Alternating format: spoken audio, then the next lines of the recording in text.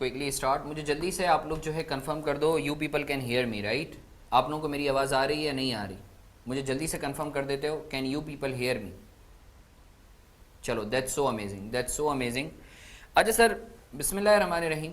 आज का जो हम लोगों का टॉपिक है, मैं सिलेबस बिल्कुल तुम लोगों से डिस्कस करूंगा। इसके ऊपर मैंने ऑलरेडी एक वीडियो भी बना ली है इस दफ़ा के, जो है वो मैंने शेयर भी की हुई है कि सर FR1 के सिलेबस में कितने टॉपिक्स हैं, सही है ना। उसकी बाकायदा ग्रिड भी बताई हुई है और इनफैक्ट इस दफ़ा के लिए जो मुझे ऐसा लगता है, सही है ना, इट्स माई प्रोफेशनल हंच के कौन सा टॉपिक आ सकता है कौन सा नहीं आ सकता, सही, वो मैं तुम लोगों से शेयर भी कर दूंगा। Just to save the time आज मैं जो है एक नए टॉपिक से स्टार्ट कर रहा हूँ जो कि तुम्हारा या तो 20 मार्क का आता है या फिर 8 से 10 मार्क्स का आता है, यानी एग्जाम में वो आता ही आता है वो सवाल, वो टॉपिक। अगेन इंटरेस्टिंग टॉपिक है, मजे का टॉपिक है, ठीक है। तो सर आए क्विकली हम इस टॉपिक से स्टार्ट करते हैं। This is IAS 7 statement of cash flows, सही है। सब हेडिंग डाल लेंगे। अच्छा यार, मैं थोड़ा सा पढ़ने का तरीका कार तुम लोगों को बता दूंगा कि how would I be proceeding, क्योंकि अभी तक जो तुम लोगों ने पढ़ा था वो तुम लोगों ने MCQ बेस्ड पढ़ा था, या जो है वो क्या कहते हैं, अल्लाह तुम्हारा भला करे, PRC लेवल पर पढ़ा था, जिसमें इतना ज़्यादा तुम लोगों की नोटिंग नहीं थी। अभी चूंकि ये तुम लोगों का डिस्क्रिप्टिव बेस जो है वो पेपर है, तो इसमें तुम्हें पता है कि you would be suppose to note down everything, क्योंकि तुम्हारी लिखने की आदत होगी तो पेपर में ऑब्वियसली 3.25 घंटे लिख सकोगे ना, ठीक है ना। तो सर मैं ये तुमसे रिक्वेस्ट करूंगा कि जो भी चीज़ें मैं लिखवा रहा हूँ, ऑल दो I would be providing all of you with the notings, but what I would suggest के जो है क्या कहते हैं, तुम लोग साथ साथ नोटिंग भी करते रहो, ताकि जब तुम जो है जैसे जैसे आगे लेवल में एडवांस करते रहो ना, तो ये नोटिंग तुम्हें काम आएंगी। क्योंकि जाहिर सी बात है, ये जो कैश फ्लोस तुम अभी पढ़े हो, फिर ये FR2 में भी नहीं पढ़ोगे, AA FR में भी नहीं पढ़ोगे, एग्जामिनर डायरेक्ट इस पर सवाल पूछेगा, सही है ना, विद एन अजम्पशन के तुम लोगों ने जो इसको ऑलरेडी जो है वो पढ़ा हुआ है। तो सर तुम लोगों से ये रिक्वेस्ट है कि खुदारा अपने भले के लिए जो है ना, अपने भले के लिए, हाँ सब बता दूंगा, डोंट यू वरी, सब बता दूंगा। सर ये चैप्टर नंबर 6 है या 7 है, मैं अभी just to save the time मैं डायरेक्ट टॉपिक स्टार्ट करवा रहा हूँ। जैसे ही हमारा थोड़ा सा हम लोग पढ़ लेंगे ना मेरा आज का टारगेट, तो फिर मैं सिलेबस भी डिस्कस कर लूंगा, you don't need to worry. इस पर ऑलरेडी मेरी वीडियो भी बनी हुई है, इनफैक्ट जो पेपर में इंपॉर्टेंट है इस दफ़ा के लिए। जैसे अल्हम्दुलिल्लाह लास्ट टाइम जब मैंने करवाया था तो अराउंड जो है 70-80% जो है वो पेपर में वही सिनेरियो अल्हम्दुलिल्लाह आया था, ठीक है ना। तो मैंने इस दफ़ा के लिए भी अगेन दैट्स, ऐसा कोई नहीं है कि हसन मारफानी कोई बाबा है, it's just a professional hunch based on my तजुर्बा ऑफ लाइक 13 या 14 साल का, ठीक है ना सर। तो sir coming to the point, sir IAS 7 statement of cash flows, I would like all of you कि आप लोग साथ साथ नोटिंग भी करते रहो। जब मैं तुम्हें बोलूँ नोट नहीं करना तो फिर भले रुक जाना।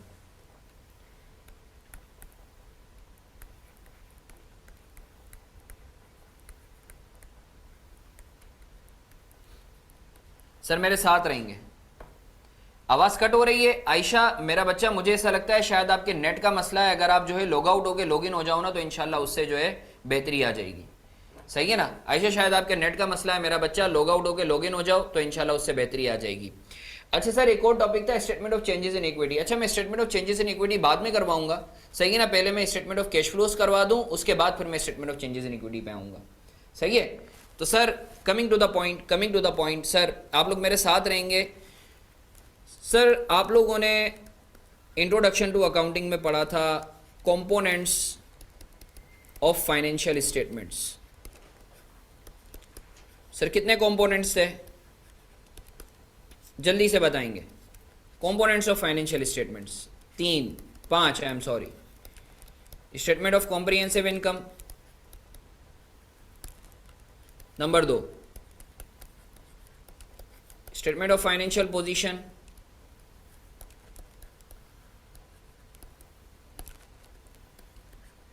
Statement of changes in equity,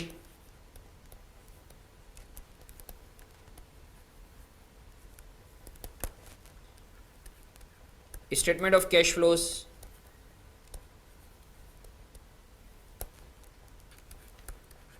notes to financial statements.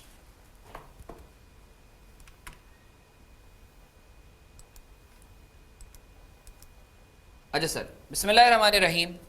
Sir before starting IAS 7 statement of cash flows, let's actually build up a concept और कॉन्टेक्स्ट। सर आपने जो है अभी बेसिक्स में पढ़ा कि सर 5 फाइनेंशियल स्टेटमेंट्स के कंपोनेंट्स हैं। Number 1 statement of comprehensive income, statement of financial position, ये आप लोगों ने बनाना सीख ली है अपने बेसिक लेवल पर, सही है। अब सर तीन और कंपोनेंट्स हैं, एक है statement of changes in equity और एक है स्टेटमेंट ऑफ कैश फ्लोज। ये आप लोगों ने इस लेवल पर सीखनी है अभी, सही है।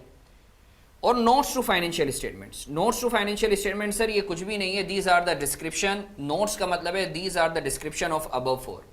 अब सारी चीज़ें जाहिर सी बात है, अगर आपके पास लेट से पीपी, जैसे मैं एक बैंक की एग्जांपल लूँ तो हज़ारों की तादाद में जो है property plant and equipment, property and equipment होते हैं, तो आप उसकी डिटेल जो है जाहिर सी बात है बैलेंस शीट के फेस पे नहीं दिखा सकते, तो आप उसको डिटेल्स नोट्स वगैरह में दिखा रहे होते हो, मूवमेंट जो दिखा रहे होते हो, ठीक है ना।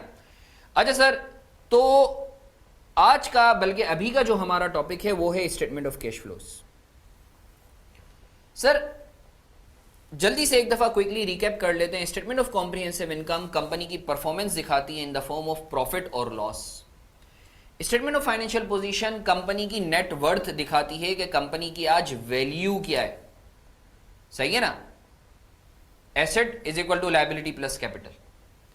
Statement of changes in equity sir क्या शो करती है, ये हमने पढ़ना भी है मगर सिर्फ आइडिया दे रहा हूं कि सर ओनर और बिजनेस के दरमियान ड्यूरिंग द ईयर कितनी ट्रांजेक्शन्स हुई हैं।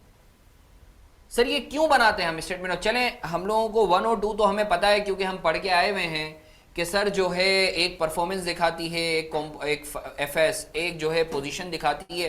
Why there is a need for preparing statement of changes in equity, ये टॉपिक हमने पढ़ना ही है, अभी थोड़ा सा आइडिया दे देता हूं।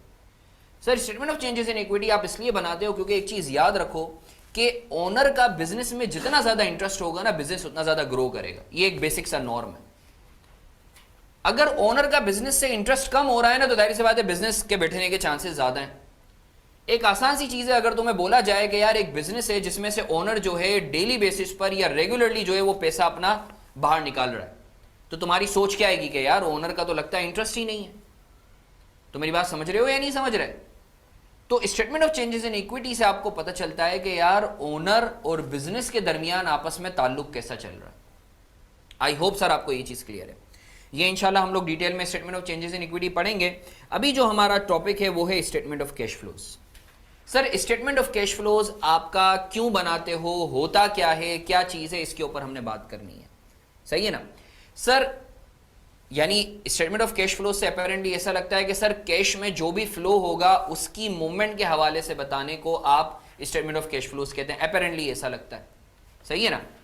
अच्छा सर आपके दिमाग में इधर एक और सवाल आएगा कि सर वाई, यानी बैलेंस शीट में तो पीपी भी होता है, इन्वेंट्री भी होती है, अकाउंट रिसीवेबल भी होता है, इतने सारे एसेट्स होते हैं, इतनी सारी लायबिलिटीज होती हैं, किसी की भी अलग से स्टेटमेंट नहीं बनाने को बोली गई, सिर्फ और सिर्फ कैश का बनाने को बोला गया। What is the reason, what is the reason behind कि सर इतने सारे एसेट्स हैं, इतनी सारी लायबिलिटीज हैं, सिर्फ कैश फ्लोज के हवाले से ही क्यों बनाने को बोला गया है स्टेटमेंट। एक विजडम होगी ना, एक लॉजिक होगी। दूसरा मैं तुम लोगों को इसको बड़ा लॉजिकली और प्रैक्टिकली इस चीज को क्लियर करूं, ये चीज याद रखना। सर आपको पता है ना 2 बेसिस ऑफ अकाउंटिंग, एक है एक्रूवल बेसिस और एक है कैश बेसिस, सही है ना। आपको मजे की बात बताऊं, जो आप डिसीजन मेकिंग करते हो ना, जो डिसीजन मेकिंग करते हो वो इन 5 में से पता है किसकी बेसिस पर करते हो, जो आपकी बेस होती है जब आपको कहीं इन्वेस्टमेंट करनी हो, तो आपकी जो डिसीजन मेकिंग होती है वो कैश फ्लोज की बेसिस पर होती है। क्योंकि देखो आपके पास कैश होगा तो ही आप पैसा रोल ओवर कर सकोगे, तो ही आप कमा सकोगे, वरना तो आप कमा ही नहीं सकोगे। इसकी एक आसान सी एग्जांपल मैं तुम्हें बोलता हूं, मैं बोलता हूं यार मैंने 10 करोड़ रुपए कमाए मगर सब उधार पर हैं, तुम क्या बोलोगे? तुम बोलोगे यार हसन मारफानी जो है भले 10 करोड़ रुपए के लिए 10 करोड़ रुपए इसने कमाए हुए, बट उसके पास कैश ही नहीं है, तो मैं तो अपनी बेसिक लायबिलिटीज तो पूरी कर ही नहीं सकता। तो मेरी बात समझ रहे हो या नहीं समझ रहे? It means liquidity is very important. यानी आपके पास पैसे ना होना तो आप कुछ नहीं कर सकते, आप नुकसान में हो, मगर पैसे हो तो आप फायदे में आ सकते हो। तो चूंकि कैश की इतनी ज्यादा इंपॉर्टेंस है, सही है ना, कि स्टैंडर्ड ने बोला कि भाई आप जो है अलग से इसके ऊपर स्टेटमेंट बनाओ। अब सर इसके ऊपर मैं आपको एक और एग्जांपल देता हूं, आप लोगों ने मेरे साथ रहना है कि स्टेटमेंट ऑफ कैश फ्लोज की अहमियत क्यों है, कैश की अहमियत क्यों है। सर मुझे एक बात बताओ, लेट से मैं ये एक मार्क, ये तुम्हें पेन नजर आ रहा होगा, सही है ना, ये पेन लेट से मैं 15 रुपए में बेचता हूं, सही है, 15 रुपए में बेचता हूं, ये एक पेन है, 1 यूनिट है, सही है ना। Selling price per unit 15। मैं सिर्फ तुम्हें कैश की इंपॉर्टेंस बता रहा हूं। अच्छा सर मुझे बताओ मैं ये 15 रुपए में बेचता हूं और मुझे 15 रुपए फौरन के फौरन मिल जाते हैं, फौरन के फौरन मिल जाते हैं, ये 15 रुपए मुझे फौरन के फौरन मिल जाते हैं। मुझे बताओ ये जो 15 रुपए हैं, ये जो 15 रुपए हैं, इसको मैं साल में कितनी दफ़ा रोल ओवर कर सकता हूँ? इस 15 रुपए को मैं साल में, अगर मैं बोलता हूँ मैं 15 रुपए का पेन बेचता हूँ और मुझे 15 रुपए फौरन मिल जाते हैं, तो सर मुझे बताओ अगर मैं डेली बेसिस पे ये काम करता रहूँ, पेन खरीदूँ पेन बेचूँ, पेन खरीदूँ फिर बेचूँ, तो साल में इस पैसे को कितनी दफ़ा घुमा सकता हूँ मैं? 365 दफ़ा, 365 टाइम्स। बड़ी लॉजिकल सी बात है, ऐसा ही है ना? 365 टाइम्स, ऐसा ही है ना सर? अब सुनना मेरी बात, अब सिर्फ यही पेन है, मैं 15 रुपए का बेचता हूं और मैं बोलता हूं मैं एक दिन का क्रेडिट टर्म, यानी मैं एक दिन बाद पैसे लेता हूं, मैं उसी दिन नहीं लेता, मैं एक दिन बाद पैसे लेता हूं, 1 डे का क्रेडिट टर्म। तो अब मुझे बताओ, यू वुड बी अमेज्ड कि सर एक दिन सिर्फ डिले की वजह से आपका जो पैसे की रोलिंग है वो हाफ से कट डाउन होके 182 टाइम्स हो गई। यू सी कैश होने का फायदा। और सर अगर मैं बोलता हूं ये 1 यूनिट में बेचता हूं और इसका जो क्रेडिट टर्म है वो 3 मंथ्स है, तो साल में सिर्फ इस पैसे को कितनी दफा घुमा सकता हूं? 4 टाइम्स। और सर यही मेरा पेन है, यही मेरा एक पेन है, यही मेरा एक पेन है, सही है? ये जो है लेट से 15 रुपए का और क्रेडिट टर्म है लेट से 6 मंथ्स। अब इसको कितनी दफा? 2 टाइम्स। तो सर यू सी कि कैश के होने या ना होने की वजह से आपकी प्रॉफिटेबिलिटी पे ओवरऑल कितना इंपैक्ट पड़ता है। तो सर आई होप आपको स्टेटमेंट ऑफ कैश फ्लोज बनाने का मकसद पता चल गया है कि sir we actually prepare statement of cash flows to actually present the user with the liquidity position of the company, कि कंपनी के पास कैश की कितनी लिक्विडिटी है, कंपनी कैश रिच है या कैश पुअर है। तो सर मैं उम्मीद करता हूं आप लोगों को क्लैरिटी है। Sir can we move on, can we move on sir? चलें, that's so amazing, that's so amazing.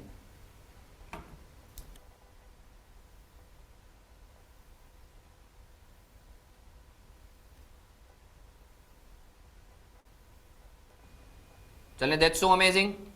अच्छा सर आगे बढ़ते हैं, आगे बढ़ते हैं, आगे बढ़ते हैं। अब sir statement of cash flows को मैं ये बोल सकता हूं, सर आपको पता है ना बेसिस ऑफ अकाउंटिंग कितनी है? बेसिस ऑफ अकाउंटिंग कितनी है? 2 बेसिस हैं, एक्रूअल बेसिस और कैश बेसिस। में इधर लिख भी देता हूं, आप लोगों ने बचपन में पढ़ा है। सर मैं फिर से रिक्वेस्ट कर रहा हूं, अगर कोई चीज़ आपको समझ में नहीं आए आप लोगों ने बिला झिझक मुझसे पूछ लेना है, खुदारा मुझसे पूछ लेना है।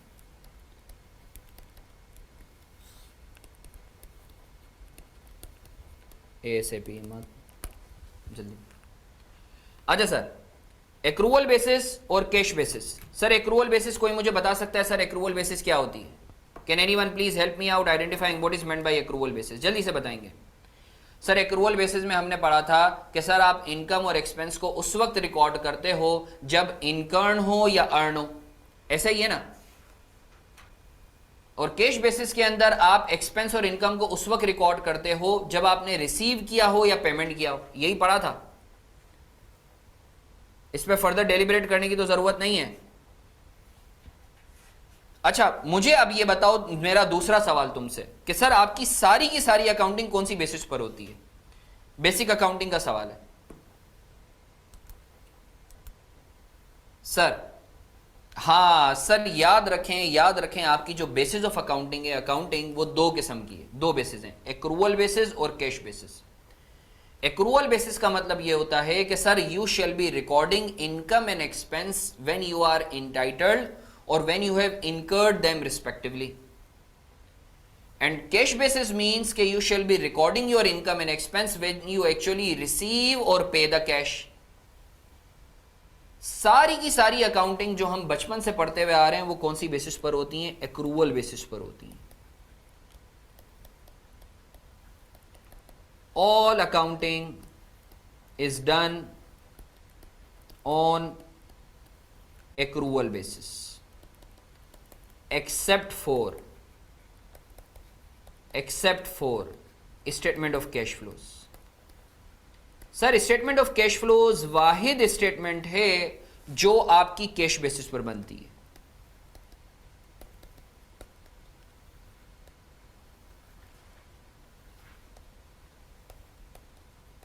मैं उम्मीद करता हूं सर आपको क्लैरिटी है कि आपकी सारी की सारी अकाउंटिंग जो आप करते हुए आए हो और इंशाल्लाह जिंदगी भर करोगे, that is done on accrual basis, except for one statement, that is statement of cash flows. Statement of cash flows जो है वो आपकी कैश बेसिस पर बनती है। कैश बेसिस का मतलब ये है कि आप स्टेटमेंट ऑफ कैश फ्लोज में उस चीज को रिकॉर्ड करोगे अगर तो आपको रिसीव हुआ या आपने जो है कुछ कैश पे करा। अगर तो कैश कुछ रिसीव या पे नहीं हुआ है तो ईमान रख लो वो स्टेटमेंट ऑफ कैश फ्लोज में नहीं आएगा। तो सर आई होप आपको ये चीज क्लियर है। Can we move on sir? Can we move on sir? चले, अच्छी बात है। अब sir statement of cash flows है क्या, इसकी डेफिनेशन पढ़ लेते हैं। एग्जाम्पल करते हैं। सर लेट से ये मेरा करंट ईयर है, C Y means current year, P Y means previous year. Sir statement of cash flows की मैं तुम्हें डेफिनेशन बता रहा हूं, सही है। सर लेट से करंट ईयर में बोलता हूं मेरा है 2023 क्लोजिंग और मेरा प्रीवियस ईयर है 2022, सही है। अब सर मेरे पास जो है कैश, अच्छा जब मैं कैश की बात करता हूं तो it means cash equivalent as well. Sir cash equivalent क्या होते हैं? Sir cash equivalent is not actually cash but this is as good as cash. For example आपका बैंक बैलेंस हो गया, bank is not cash but it is as good as cash.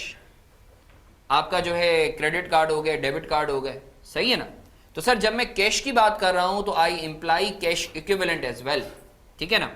अच्छा sir let से मैं बोलता हूं 2022 के and पे क्लोजिंग पे मेरे पास जो है कैश था वो 100 रुपए का था और 2023 के एंड पे जो मेरे पास कैश है वो है 150 रुपए का। अब sir statement of cash flows में आप क्या करते हैं, आप एक्चुअली ये जो, अच्छा मुझे बताओ अगर मेरा करंट ईयर 2023 है तो 2023 के लिए जो मेरा प्रीवियस ईयर होगा या मेरा ओपनिंग होगा वो 2022 का क्लोजिंग होगा। बड़ी लॉजिकल सी बात है। तो sir statement of cash flows में आप क्या करते हैं, ये जो 2 साल हैं प्रीवियस ईयर और करंट ईयर, मतलब करंट ईयर का जो आपका क्लोजिंग है और जो प्रीवियस ईयर है मतलब करंट ईयर का ओपनिंग, प्रीवियस ईयर का क्लोजिंग मतलब करंट ईयर का ओपनिंग, आप उन दोनों में जो चेंज आया है ना, अभी हमारे केस में 50 का चेंज आया है, आप एक्चुअली यूजर को बताते हो स्टेटमेंट ऑफ कैश फ्लोज में कि भाई ये जो 50 का चेंज आया है ये क्यों आया है, उसकी क्या वजूहात थी। मैं फिर से रिपीट कर रहा हूं sir, statement of cash flows बनाने का मकसद ये है so that you can present the user between the you can present the user with the reason for difference between opening and closing balance of cash। यानी आप अपने user को बताते हो कि भाई ड्यूरिंग द ईयर आपके पास जो कैश आया है वो क्यों आया है, कितने से आया है। 2 मिनट, ठीक है सर। अब सर बताने का कोई तरीकाकार होगा? जी सर, आप बताते हो, स्टैंडर्ड बोलता है कि आप स्टेटमेंट ऑफ कैश फ्लोज जब बनाओ, अपने यूजर को जब बताओ तो आप एक काम करो, आप 3 हिस्सों में तोड़ के बताओ। आप बताओ कि ये जो 50 रुपया आया है इसमें से कितना ऐसा था जो ऑपरेटिंग एक्टिविटी से आया है,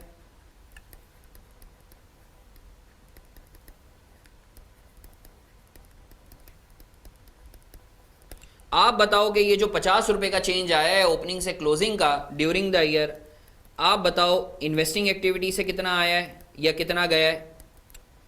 ये जो ओपनिंग से क्लोजिंग का 50 रुपए का चेंज आया है, आप बताओ कि ये फाइनेंसिंग एक्टिविटीज से कितना आया है या कितना गया है।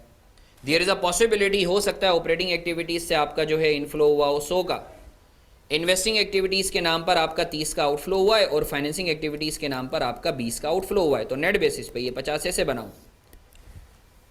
अच्छा सर ये ऑपरेटिंग, इन्वेस्टिंग, फाइनेंसिंग ये होती क्या है बताता हूं, you don't need to worry. पहले तो ये समझ लो कि स्टेटमेंट ऑफ कैश फ्लोज होता क्या है। तो सर मैं स्टेटमेंट ऑफ कैश फ्लोज के हवाले से ये डेफिनेशन लिख सकता हूं। Statement of cash flows is a reconciliation, यानी कोई भी आपसे पूछेगा तो आप स्टेटमेंट ऑफ कैश फ्लोज की डेफिनेशन क्या बता सकते हैं, is a reconciliation between opening and closing balance of cash and cash equivalent bifurcated into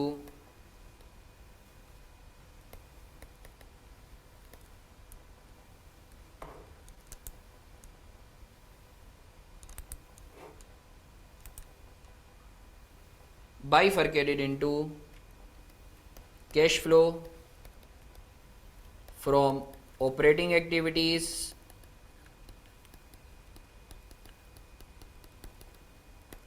cash flow from investing activities, number 3 cash flow from financing activities. तो sir आज के बाद कोई भी आपसे पूछे कि sir statement of cash flows क्या है, बॉन्ड इज कैश इक्विवेलेंट, जी बिल्कुल बिल्कुल बिल्कुल, मगर नॉर्मली आप ये देखते हो एक्चुअली कि उसकी मैच्योरिटी क्या है, सही है ना, आपका होल्डिंग पीरियड क्या है। अच्छा सर मैं फिर से रिपीट कर रहा हूं, स्टेटमेंट ऑफ कैश फ्लोज आपसे अभी कोई भी पूछेगा आज के बाद, तो what you are gonna say कि sir statement of cash flows is a reconciliation between opening and closing balances of cash and cash equivalent bifurcated into 3 classifications or categories. Number 1 cash flow from operating, cash flow from investing, cash flow from financing. और cash flow statement की अहमियत क्या है वो हमने अभी थोड़ी देर पहले ही देखी थी। आई होप सर आपको ये चीज़ क्लियर है। आई would like all of you कि इसकी पिक्चर लेके आप ग्रुप पे भी डाल दो ताकि बच्चे भी देख सकें, सही है, so that we can move on. और अगर आपको नोटिंग करनी है तो please feel free to do this. Sir are we clear up till here? कोई सवाल?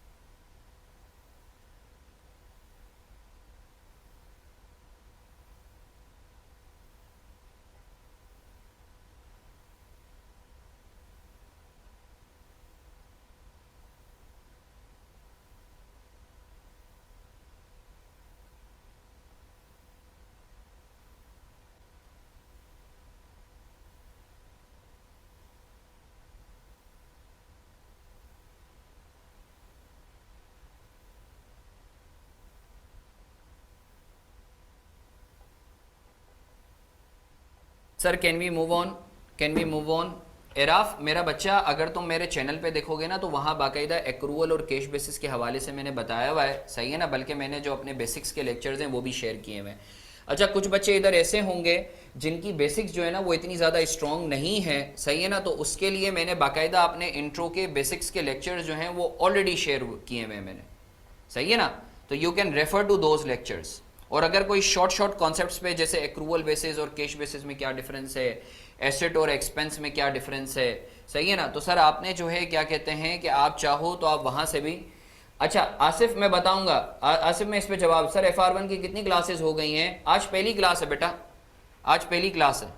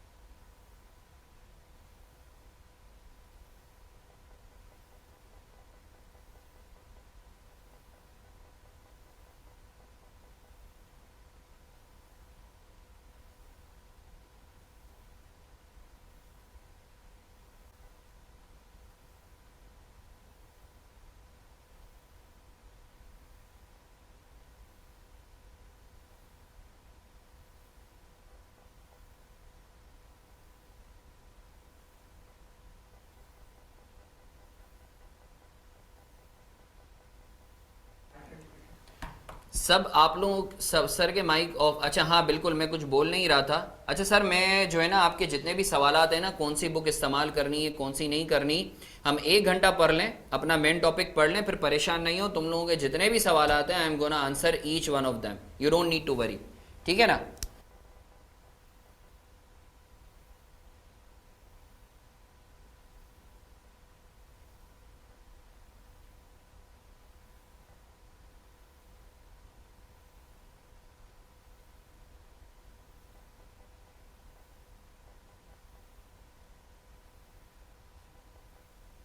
बच्चों 1 मिनट, हाँ just hold on, just hold on, ये comprehensive भी है। 1 मिनट। हाँ ये क्विज के लिए ना ये वाला क्वेश्चन एक कहाँ? बहुत होगा। ये एंट्रीज है ना कंप्यूटर में, ये वाला नहीं, काम करो ये वाला दे दो, ये वाला, ये अच्छा क्वेश्चन है बच्चों के लिए। हाँ ठीक है। ये वाला दे दो, सही, ये हो गया। और IFRS 8 पे कौन सा है? तो उसमें ये और हाँ तो वो है। मुझे दिखा दो। अच्छा वो 2 ही क्वेश्चन है, चलो छोड़ दो, वो मैं खुद क्वेश्चन बना के दे दूंगा, बस इसके ऊपर देख लो, वो मैं तुम्हें भेज दूंगा, डोंट यू वरी। अच्छा सर, हसन मारफानी के नाम से बच्चा, हसन मारफानी के नाम से। अच्छा sir let's quickly move on, move on. मैं एक दफ़ा आप लोगों को रीइटरेट करवा देता हूँ जो हम लोगों ने अभी तक किया है, क्योंकि सर ये कैश फ्लोज देखो ये कंपलसरी एरिया है, या तो ये 20 मार्क का सवाल आता है या 8 से 10 मार्क का आता है, आता लाजमी है। अच्छा सर मैं क्विकली रिकैप कर लेता हूँ, हमने सर अभी तक कहाँ तक पढ़ा है। सर हमने सबसे पहले पढ़ा कि सर फाइनेंशियल स्टेटमेंट्स के 5 कंपोनेंट्स होते हैं, सही है। 2 तुम लोग ऑलरेडी जो है बेसिक्स में पढ़ के आए हुए हो, सही है। 2 तुमने अभी पढ़ने हैं, सही है। उसमें से एक जो हम अभी पढ़ रहे हैं वो है statement of cash flows. Statement of cash flows आप क्यों बनाते हो? क्योंकि सर डिसीजन मेकिंग के लिए, लिक्विडिटी के लिए, प्रॉफिट एडवांसमेंट के लिए आपका कैश सबसे अहम चीज़ है। कैश होगा तो ही आपका जो है पैसे से पैसा बनता है, सही है ना। अच्छा सर कैश फ्लो स्टेटमेंट, अच्छा सर फिर हमने पढ़ा कि सर आपकी जो अकाउंटिंग की बेसिस होती हैं वो 2 हैं, एक्रूअल बेसिस और कैश बेसिस। आपकी पूरी की पूरी अकाउंटिंग एक्रूअल बेसिस पर होती है, सिवाय एक चीज़ के, वो है स्टेटमेंट ऑफ कैश फ्लोज जो कि कैश बेसिस पर होती है। फिर हमने पढ़ा कि sir statement of cash flows है क्या। कोई भी हमसे पूछे कि sir statement of cash flows है क्या, तो सर आप क्या करेंगे, आप कैसे, हम कैसे बताएंगे। तो सर मैंने आपको बताया कि देखो sir statement of cash flows कुछ भी नहीं है, it's actually a reconciliation between opening and closing balances of cash and cash equivalent bifurcated into 3 categories: cash flow from operating activities, cash flow from investing activities, cash flow from financing activities। अच्छा sir ये operating activities, investing activities, financing activities होता क्या है मैं अभी बताता हूं, but उससे पहले मैं चाहूंगा कि तुम लोगों को थोड़ा सा कैश इक्विवेलेंट के हवाले से मैं बता दूं।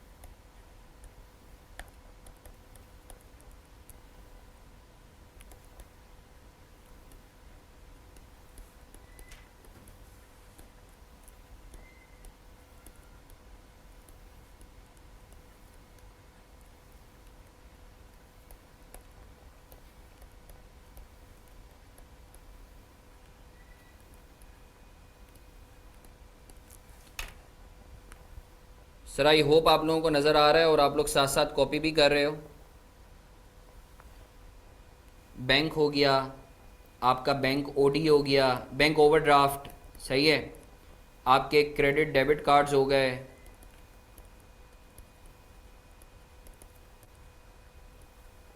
सिमिलरली आपकी इन्वेस्टमेंट्स हो गई,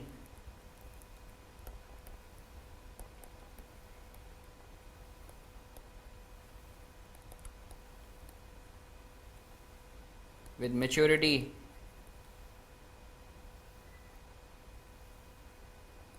of max 3 months।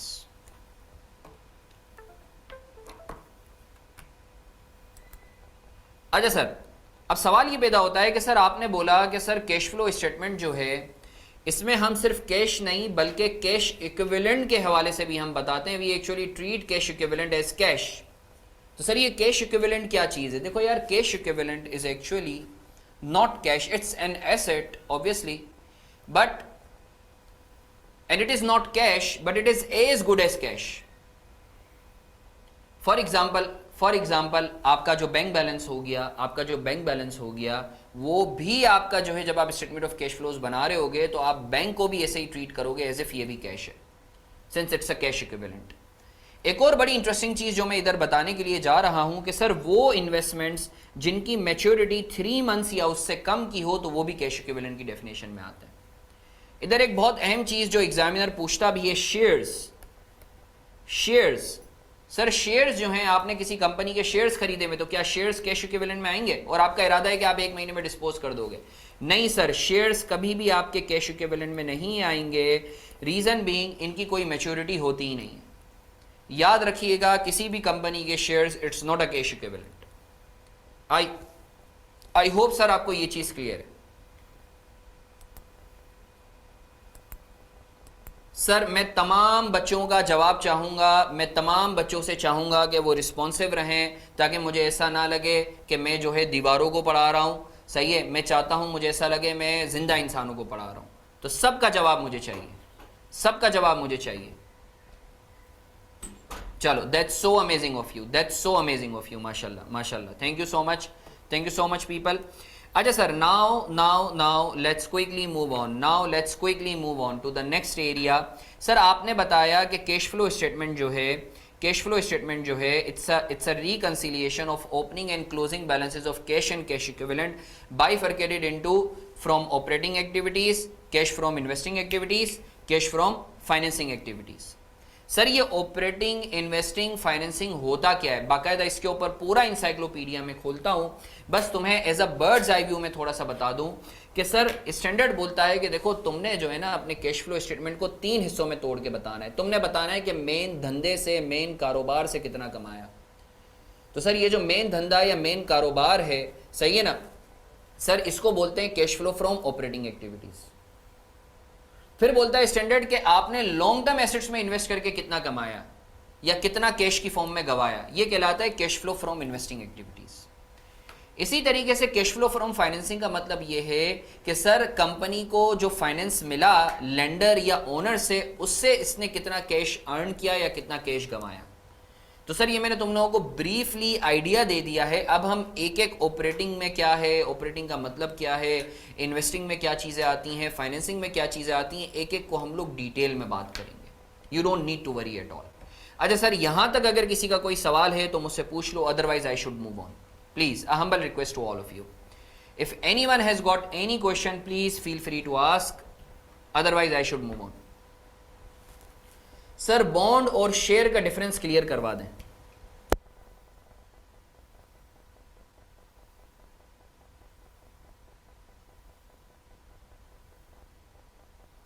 ओके, मुझे ज़रा बना के देना, इसकी भी चार्जिंग नहीं है।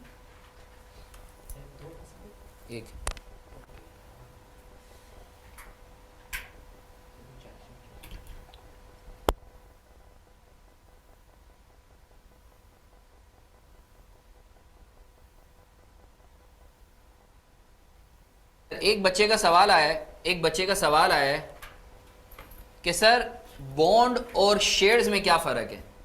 ये आसान सा तो मैं डिफरेंस में बता देता हूँ, शायद पता नहीं हसन भट्टी का सवाल है या ज़ुबैर का सवाल है कि सर बॉन्ड्स और शेयर्स में क्या डिफरेंस है। सर आसान सी चीज़, अगर ज़ुबैर मुझे पैसे दे रहा है एज अ लेंडर, तो जाहिर सी बात है उसको कोई एविडेंस चाहिए होगा। मारफानी लिमिटेड है, मारफानी लिमिटेड को जो है ज़ुबैर पैसे दे रहा है एज अ लेंडर। सुनना मेरी बात बहुत गौर से, पैसे दे रहा है एज अ लेंडर, उधार के तौर पे दे रहा है। तो मारफानी लिमिटेड जाहिर सी बात है as a surety to Zubair कोई सर्टिफिकेट इशू करेगी, that certificate is called bond. सही है। इसके बरक्स ज़ुबैर मारफानी लिमिटेड में एज एन ओनर इन्वेस्टमेंट कर रहा है, तो मारफानी लिमिटेड जो उससे सर्टिफिकेट इशू करेगी, this is called share. Sir जो पहले वाला इंस्ट्रूमेंट है दिस इज लायबिलिटी, और जो दूसरा वाला इंस्ट्रूमेंट है this is called capital. I hope Zubair आपको क्लियर है ये चीज। अच्छा sir, quickly moving on to the next area, to the next point. Sir अब थोड़ी देर के लिए हम कैश फ्लो स्टेटमेंट को भूल जाते हैं और कुछ जनरल बात करते हैं। सही है। अब ये जो मैं जनरल बात तुम्हें करवा रहा हूं, ये एक्चुअली मैं तुम्हें एक एक्टिविटी पूरी बता रहा हूं, बट पहले हम लोग थोड़ा सा समझ लेते हैं कि क्या है। आओ कुछ चीज़ें हम लोग डिस्कस करते हैं, माशाल्लाह जो तुम लोगों ने जो है वो पढ़ी भी होंगी ऑलरेडी। सर मुझे बताओ, इधर गौर से सुनेंगे सर, मुझे बताओ सर, ये जो आपके पास इनकम स्टेटमेंट में प्रॉफिट आ रहा होता है, इनकम स्टेटमेंट में जो प्रॉफिट आ रहा होता है, मुझे बताओ इनकम स्टेटमेंट में जब तुम बनाते हो sales minus cost of sales is equal to gross profit plus operating expense minus other income, ये जो प्रॉफिट आ रहा होता है ये एक्रूअल होता है, ये एक्रूड प्रॉफिट होता है या कैश प्रॉफिट होता है? सर आप जब इनकम स्टेटमेंट से प्रॉफिट अगर आप लेते हो, इनकम स्टेटमेंट का बॉटम लाइन लेट से 100 रुपीज है, मैं इधर लिख भी देता हूं 100, तो मुझे बताओ ये जो प्रॉफिट है ये एक्रूड है या कैश प्रॉफिट है या दोनों है? Please I would like all of you to be responsive. Sir accrued का मतलब होता है कि हो सकता है उसके अगेंस्ट आपको पैसे ना मिले हों, कैश का मतलब है उसके अगेंस्ट आपको पैसे मिले हों, सही है? हाँ बोथ, जबरदस्त जबरदस्त, आई हाईली अप्रिशिएट। सर आपको पता है आप इनकम स्टेटमेंट जो बनाते हो वो एक्रूअल बेसिस पर बनाते हो, तो देयर इज अ पॉसिबिलिटी कि कुछ प्रॉफिट, अच्छा आपको पता है ना जब मैं प्रॉफिट की बात कर रहा हूं तो actually it's not profit, it's actually income और expense behind that profit. We know this, क्योंकि प्रॉफिट और लॉस का कोई नेचर नहीं है। If income is greater than expense it becomes profit and if it's a flip side it becomes loss. तो sir याद रखो जब मैं प्रॉफिट की बात करता हूं इनकम स्टेटमेंट से, तो हो सकता है वो प्रॉफिट कुछ ऐसा हो कि उसके अगेंस्ट आपको कैश मिल गया हो तो वो कैश प्रॉफिट है, और कुछ प्रॉफिट ऐसा हो जिसके अगेंस्ट आपको कैश ना मिला हो, उधार पर हो। जब मैं प्रॉफिट कह रहा हूं तो आप लोग समझ जाएं कि मैं इनकम या एक्सपेंस की बात कर रहा हूं, सही है ना? तो सर हमें ये चीज पता चल गई कि हमारे पास जो इनकम स्टेटमेंट से प्रॉफिट आता है this is accrued plus cash, दोनों है। अच्छा मुझे आप एक बात बताओ, मैं आपको बोलता हूं कि मुझे यार वो प्रॉफिट चाहिए जिसके अगेंस्ट मुझे प्योर कैश मिला है, वो प्रॉफिट चाहिए जिसके अगेंस्ट मुझे प्योर कैश मिला है, तो मैं ऐसा क्या करूं कि मेरे पास जो है प्योर कैश आ जाए? जल्दी से बताएंगे सर। आसान सी चीज है, आप एक्सक्लूड कर दें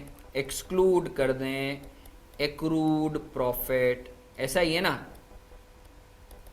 आप क्या कर दें, एक्सक्लूड कर दें एक्रूड प्रॉफिट। सर अगर आपको पता है कि आपके इनकम स्टेटमेंट के अंदर एक्रूड प्लस कैश दोनों आ रहा है और आपको कैश प्रॉफिट चाहिए, तो आपने कुछ नहीं करना सर, एक्रूड प्रॉफिट को जो है वो आप एक्सक्लूड कर दें, लेस नहीं एक्सक्लूड। ये बहुत अहम बात है, जो बच्चा परेशान हो जाता है, कंफ्यूज होता है, आई वुड लाइक के इधर मुतवज्जे हो, अभी कॉपी ना करो, अभी इधर सुन लो। सर मुझे एक बात बताएं, अभी हमने बात की कि जब हम एक्रूड प्रॉफिट की बात करते हैं तो इसका मतलब है इसमें इनकम भी है और इस प्रॉफिट में एक्सपेंस भी है। तो जल्दी से बताएं, अगर मैं एक्सक्लूड करने की बात कर रहा हूं तो इनकम को जब इंक्लूड करा होगा, एक्रूड इनकम को जब मैंने, जरा मैं एक्रूड प्रॉफिट को अगर थोड़ा सा एक्सपेंड करूं, तो सर जब मैंने एक्रूड इनकम को इंक्लूड करा होगा इस प्रॉफिट में तो मैंने क्या करा होगा, प्लस करा होगा। जब एक्सक्लूड करेंगे तो क्या करेंगे, लेस करेंगे। इसी तरीके से जब मैंने एक्सपेंस को, नॉन कैश एक्सपेंस को या एक्रूड एक्सपेंस को जब मैंने इंक्लूड करा होगा इस प्रॉफिट में तो क्या करा होगा, माइनस। जब एक्सक्लूड करेंगे तो क्या करेंगे, प्लस। तो आई होप सर आपको ये चीज क्लियर है कि आप जब एक्सक्लूड करने की बात करते हो तो इसका मतलब माइनस करना नहीं होता। सर इनकम चूंकि प्लस वी होती है तो इनकम माइनस होती है, और एक्सपेंस चूंकि इंक्लूड होता है तो माइनस होता है, तो उसका इंपैक्ट अगर एक्सक्लूड करेंगे तो एक्सपेंस को प्लस करेंगे। तो मैं उम्मीद करता हूं सर आपको इस चीज पे क्लैरिटी है कि अगर आपको टोटल प्रॉफिट दिया गया है एज पर इनकम स्टेटमेंट और आपको कैश प्रॉफिट निकालना है तो आप क्या करेंगे, एक्रूड प्रॉफिट को एक्सक्लूड करेंगे। जब एक्रूड प्रॉफिट की आप बात करते हो तो इसका मतलब यह है इनकम और एक्सपेंस की आप बात कर रहे हो, ठीक है ना सर? अब सर इसके ऊपर क्विकली हम एक एग्जांपल कर लेते हैं। Let's have a quick recap here. Sir मेरे साथ रहेंगे।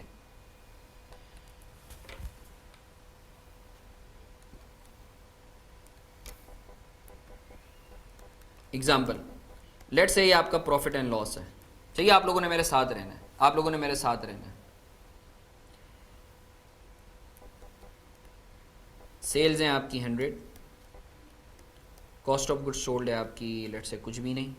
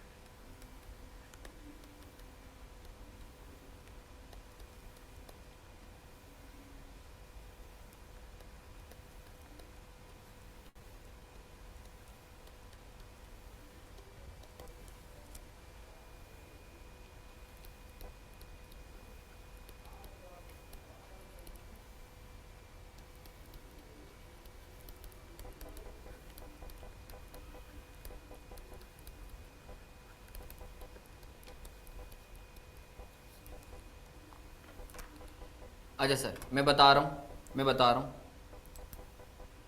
अच्छा सर अब इस एग्जाम्पल पे मुतवज्जे होंगे, सर इधर मैं तुम लोगों को एक टिप देता हूँ, ये चीज़ याद रखना।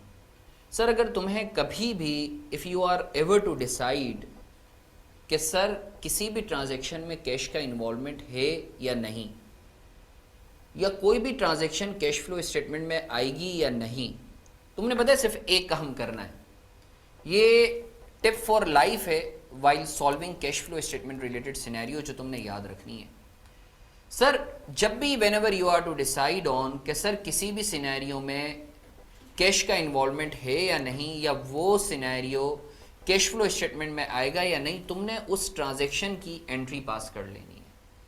अगर उस एंट्री में कैश डेबिट या क्रेडिट हो रहा है ना, ईमान रख लो वो कैश फ्लो स्टेटमेंट में आएगा ही आएगा। और अगर उस ट्रांजैक्शन के अंदर कैश डेबिट या क्रेडिट नहीं हो रहा, when I am saying cash it includes bank as well, अगर तो उस ट्रांजैक्शन के अंदर कैश या कैश इक्विवेलेंट डेबिट या क्रेडिट नहीं हो रहा ना, ईमान रख लो वो कैश फ्लो में कभी नहीं आएगा। और अगर कैश फ्लो अगर वो आपको कहीं दिया हुआ भी है तो you actually need to exclude that. This is tip for life, याद रखना। सर हमें कैसे पता चलेगा कि किसी भी ट्रांजैक्शन में कैश है या नहीं? एंट्री पास कर लो। अगर एंट्री में डेबिट या क्रेडिट में कैश आ रहा है तो वो कैश ट्रांजैक्शन है, वरना वो नहीं है। हैविंग सेड दैट, आए सर इस सवाल को हम लोग देखते हैं। सर लेट से मेरा पीएनएल है, मुझे सेल्स दी हुई है 100 की, कॉस्ट ऑफ गुड्स सोल्ड कुछ भी नहीं है, ग्रॉस प्रॉफिट है 100, ऑपरेटिंग एक्सपेंसेस में से डिप्रिसिएशन एक्सपेंस दिया हुआ है, बेडेड एक्सपेंस दिया हुआ है, सैलरी एक्सपेंस दिया हुआ है 80, टोटल आपका जो है ऑपरेटिंग एक्सपेंस है 100 माइनस 80, तो आपका प्रॉफिट आ गया है 20 का। अच्छा सर मैं अगर मुझे बोला जाता है कि हसन तुम्हें टोटल प्रॉफिट दिया गया है लेट से 20 का, you are suppose to calculate cash profit, सही है। अच्छा सर याद रखो अगर कुछ ना लिखा हो किसी भी ट्रांजैक्शन के हवाले से तो आपने अज्यूम करना है वो कैश पर है। आए सर मुझे बताएं सेल्स, सर सेल्स क्या इसमें कैश इन्वॉल्व है? यस सर जी बिल्कुल। सर ये क्या ये कैश ट्रांजैक्शन है? यस सर बिल्कुल है, बिल्कुल कैश ट्रांजैक्शन है। अच्छा सर कॉस्ट ऑफ सेल्स तो वैसे ही 0 है, ग्रॉस प्रॉफिट है 100, ज़बरदस्त। अच्छा मुझे बताओ depreciation expense, depreciation expense, sir मुझे बताओ डेप्रिसिएशन एक्सपेंस क्या इसकी वजह से कैश का आउटफ्लो हुआ है? प्लीज, डेप्रिसिएशन एक्सपेंस नहीं सर। बचपन में माशाल्लाह हम लोगों ने पढ़ा था कि डेप्रिसिएशन एक्सपेंस की एंट्री होती है डेप्रिसिएशन एक्सपेंस डेबिट, पीपी या एक्यूमुलेटेड डेप्रिसिएशन क्रेडिट। इसका मतलब ये है कि सर ये depreciation expense it's a non cash expense. इसका मतलब ये है कि कैश प्रॉफिट निकालते हुए इसको नहीं होना चाहिए था। तो सर जब इसको इंक्लूड किया था हमने तो माइनस करा था, अब जब इसके इंपैक्ट को एक्सक्लूड करेंगे तो क्या करेंगे? प्लस करेंगे। आई होप आपको क्लियर है, आई होप आपको ये चीज क्लियर है। अच्छा sir bedded expense, is it a cash expense और अ नॉन कैश एक्सपेंस? अब आई एम श्योर माशाल्लाह तुम लोग एंट्री पास कर रहे होगे। हाँ सर बेडेड एक्सपेंस की जब एंट्री पड़ती है तो प्रोविजन होता है तो प्रोविजन क्रेडिट हो जाता है, राइट ऑफ होता है तो अकाउंट रिसीवेबल क्रेडिट हो जाता है, कहीं भी कैश डेबिट या क्रेडिट नहीं होता, ये भी नॉन कैश है। तो सर इसको भी जब इम्पैक्ट को हमने इंक्लूड किया था तो हमने माइनस करा था, अब इसके इम्पैक्ट को एक्सक्लूड कर रहे हैं तो प्लस करेंगे 20 से। Salary expense, is it a cash expense और a non cash expense? Is it a cash expense और a non cash expense?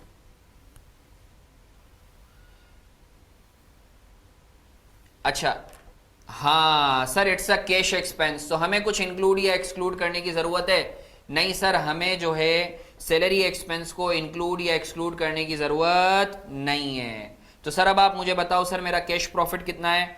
20 plus 50 plus 20, 90 का।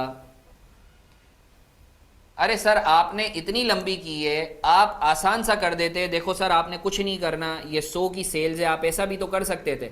100 की सेल्स है, कॉस्ट ऑफ गुड्स सोल्ड, सिर्फ आप 10 को माइनस कर देते तो ये 90 आ जाता। ऐसा भी तो आ सकता था। आपने इतना घुमा फिरा के प्रॉफिट पिक किया, फिर उसमें से डेप्रिसिएशन, बैड डेट को आपने एक्सक्लूड किया नॉन कैश कहकर, तो आप डायरेक्ट सेल्स में से जो है जो कैश एक्सपेंस था वो माइनस कर देते। मेरा बच्चा आई विश में कर सकता, मगर जो तुम्हारा एग्जामिनर है वो कुछ इसी तरीके की हरकतें करता है कि वो सिर्फ प्रॉफिट तुम्हें देता है।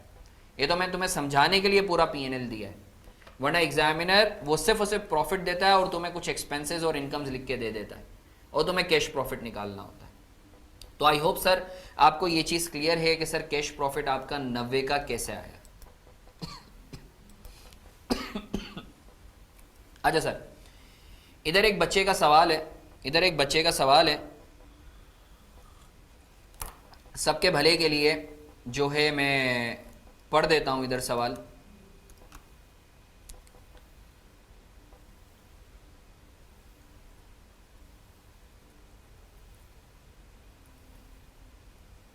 आयशा ने सवाल किया है,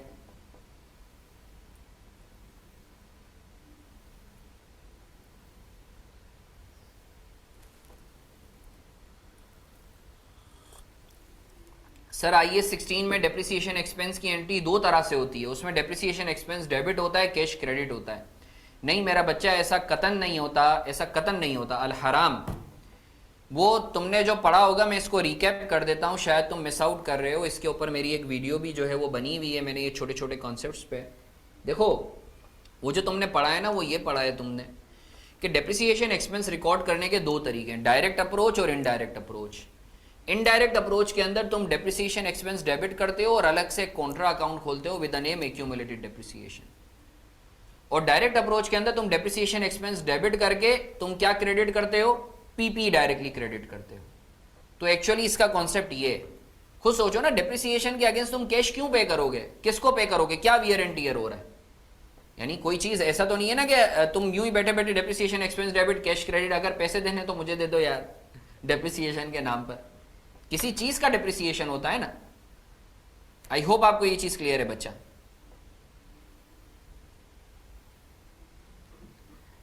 भाई डेप्रिसिएशन के नाम पर जिसको पैसे देने हैं मुझे दे दे, सही है ना?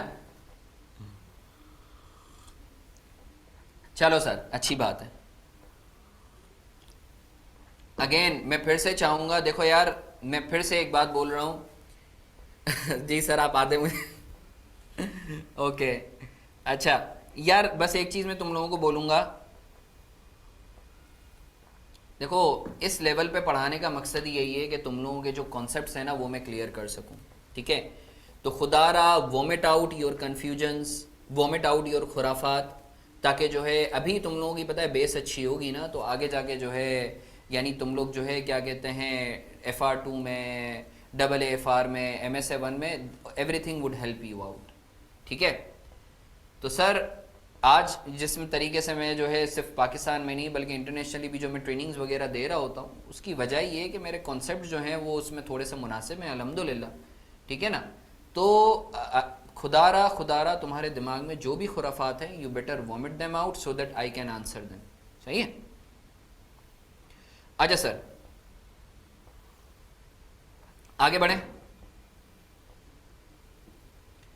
अच्छा हुजैफा, शेयर्स की मैच्योरिटी नहीं होती मेरा बच्चा, शेयर्स की मैच्योरिटी नहीं होती है। हालात खराब हैं, शेयर्स बिके नहीं, फिर क्या करोगे? सही है हुजैफा, बॉन्ड्स तो बिक सकते हैं ना, हालात खराब हो कुछ भी हो, तुम्हें तो तुम्हारे पैसे वापस मिल जाएंगे ना उतने। भाई बॉन्ड लगेगा नहीं, प्राइस नहीं लगेगा, मगर पैसे तो तुझे 200 रुपए का अगर तूने खरीदा है तो 200 रुपए तेरे को वापस मिलेंगे। शेयर्स अगर तूने 100 रुपए का खरीदा है, हालात खराब हो गए, तो तू कंफर्म कर सकता है कि वाकई 100 रुपए मिलेंगे? Obviously no, you can't do that, right. अच्छा सर, आए आगे बढ़ते हैं।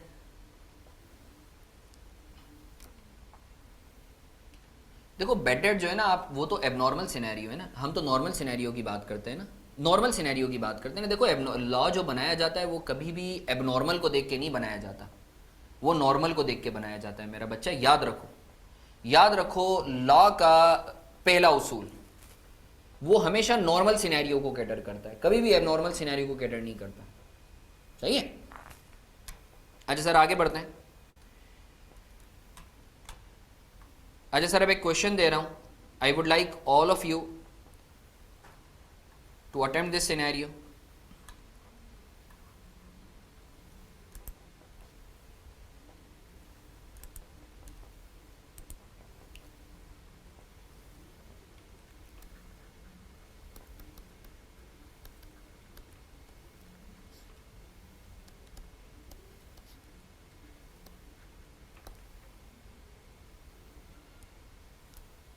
कैश फ्लो के पर्सपेक्टिव से आप कैश अज्यूम करोगे, कैश फ्लो के पर्सपेक्टिव से आप कैश अज्यूम करोगे, उसकी वजह है मोहम्मद, क्योंकि अगर वो क्रेडिट पर होती ना तो तुम्हें कोई ना कोई अकाउंट रिसीवेबल दिया हुआ होता। सही है।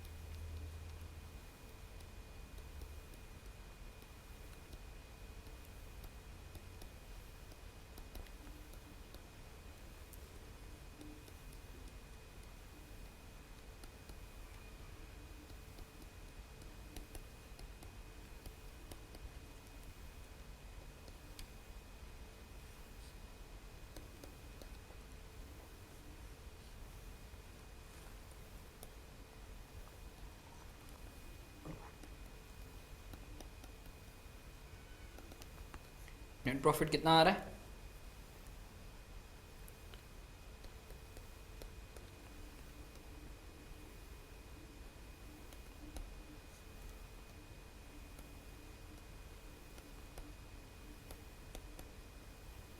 सर प्लीज़ कैश प्रॉफिट निकाल के दें, कैश प्रॉफिट निकाल के दें। A humble request to all of you, a humble request to all of you, please cash profit निकाल के दें, जल्दी जल्दी, छेती छेती। और इसकी पिक्चर लेके प्लीज़ ग्रुप पे भी डाल दें, सबके भले के लिए इसकी पिक्चर लेके ग्रुप पे भी डाल दें प्लीज़, इसकी पिक्चर लेके ग्रुप पे भी डाल दें।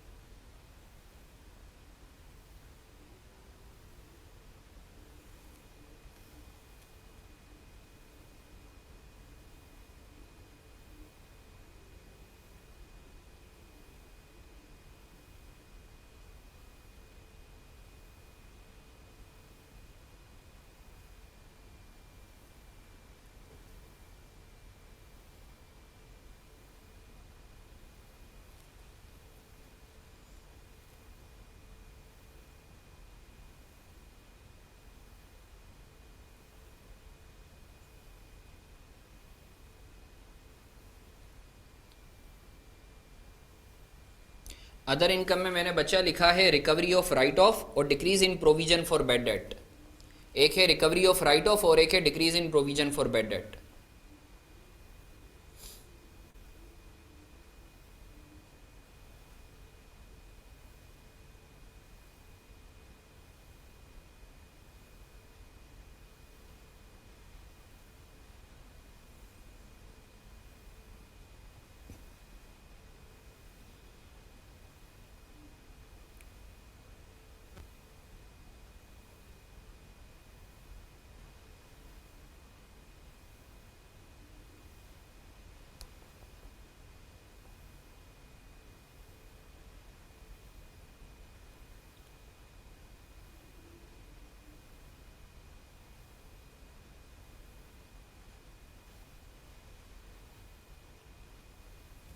अच्छा सर, इस क्वेश्चन को मैं करवा देता हूँ क्विकली, मैं करवा देता हूँ सर, इस क्वेश्चन को मैं करवा देता हूँ। I would like all of you to be focused here.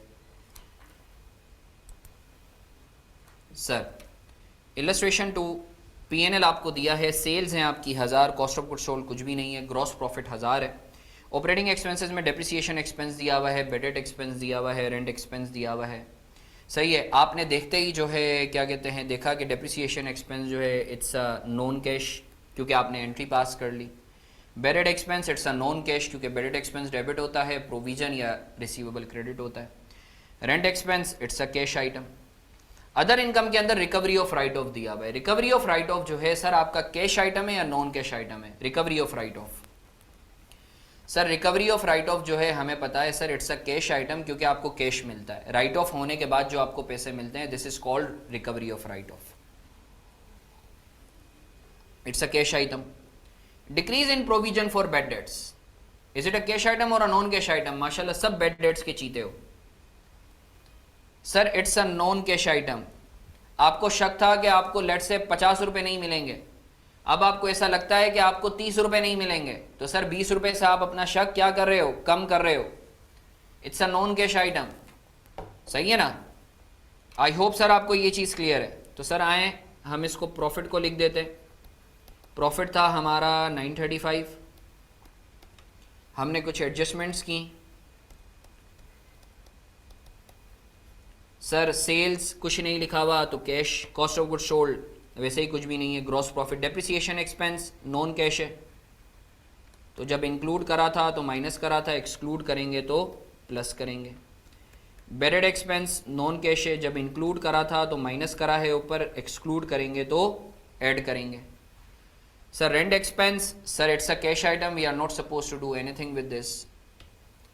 अच्छा sir recovery of write off, recovery of write off it's a cash item, we are not suppose to do anything with this while calculating cash profit. Decrease in provision for bad debts, sir provision for bad debts 10 से आपका जो है एक तरीके से जो है आपको इनकम हुई है, इट्स अ नॉन कैश। तो प्रोविजन फॉर बैड डेट्स जब इंक्लूड किया है तो प्लस किया, एक्सक्लूड करेंगे तो माइनस करेंगे। तो सर जल्दी से बता दें कैश प्रॉफिट कितना है? सर जल्दी से बता दें कैश प्रॉफिट कितना है? 995। मैं उम्मीद करता हूं सर आपको क्लैरिटी है।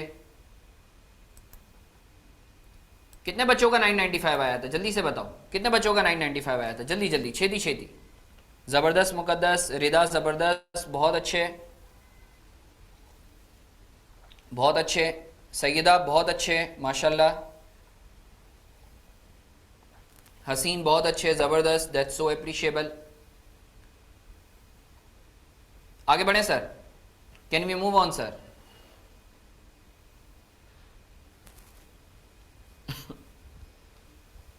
प्रोविजन फॉर बेटर बेटा ऐड क्यों होगा? क्योंकि देखो जब इंक्लूड किया है तो आपने ऐड करा है ना जुबेर मेरी जान, जब एक्सक्लूड करोगे तो माइनस करोगे ना। जुबेर इसकी ऐसे ही एग्जांपल ले लो। फॉर एग्जांपल तुमने जो है, तुम टीचर हो जुबेर, तुमने 100 रुपये का पढ़ाया, सही है। अब जन एक काम करना, ये ज़रा चार्जर का इसका जो है ना वो ज़रा केबल लगा देगा। तुमने जो है किसी को 100 रुपये की सर्विसेज दी, तो तुम्हें किसी ने जो है वो 90 रुपये दिए और 10 रुपये उसने बोला बाद में दूंगा, मगर तुमने बोला मेरी इनकम तो 100 रुपये की है। अब मैं तुम्हारा दोस्त, मैं तुम्हारे पास आया जुबैर, मैंने तुम्हें बोला बताओ यार तुम्हारी टोटल इनकम तो 100 की है मगर कैश में जो मिली है वो कितनी है? तो जुबैर क्या बोलोगे तुम? 100 में 10 माइनस करोगे प्लस करोगे? माइनस करेंगे, क्योंकि सर मुझे तो जो है वो 90 पर आना है, क्योंकि 90 मुझे मिले। सर आगे बढ़े, सर आगे बढ़े sir, can we move on sir? किसी एक बच्चे के दिमाग में भी मसला है तो प्लीज़ मुझसे बात करो, खुदारा मुझसे बात करो, तुम्हें तुम्हारे अम्मा अब्बा का वास्ता मुझसे बात करो। नहीं करनी बात? आगे बढ़े sir. Can we move on sir?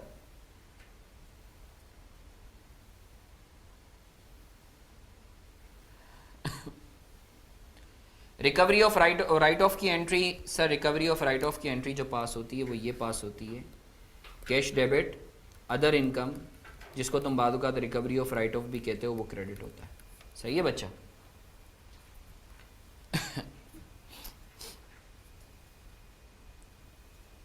Can we move on sir? अच्छा सर, नाउ अब जो मैं तुम्हें चीज़ बताने के लिए जा रहा हूं वो बहुत अहम चीज़ है, तो खुदारा इधर मुतवज्जे हो जाना।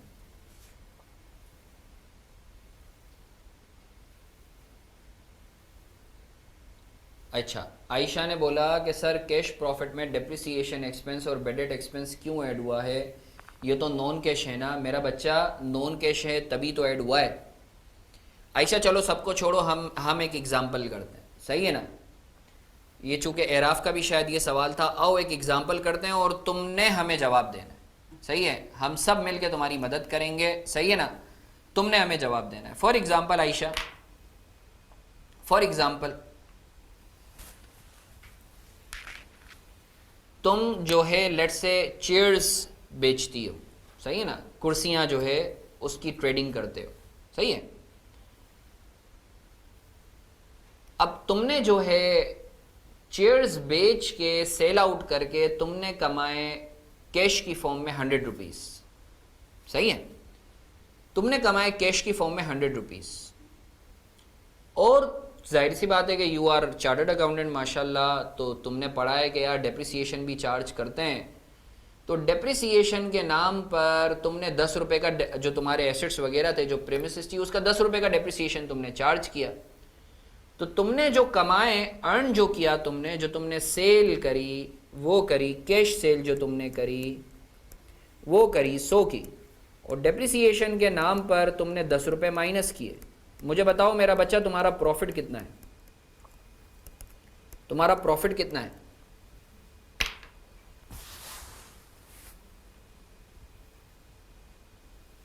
₹90। ऐसा ही है ना?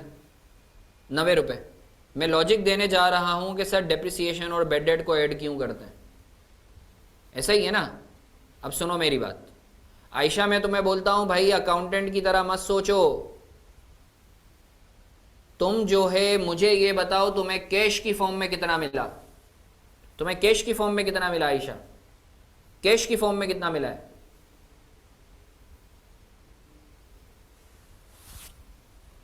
तुमने मुझे बताया 90। हाँ, तो मेरा बच्चा, तुमने 90 में ऐसा क्या किया? तुमने बोला कि भाई डेप्रिसिएशन जो है उसके अगेंस्ट तो कैश गया ही नहीं है, तो मुझे तो कैश की फॉर्म में 100 मिला है, जो कि हकीकत है। तो मेरा बच्चा, अब आपको लॉजिक क्लियर हुई कि डेप्रिसिएशन एक्सपेंस और बेडेड एक्सपेंस को ऐड क्यों करते हैं?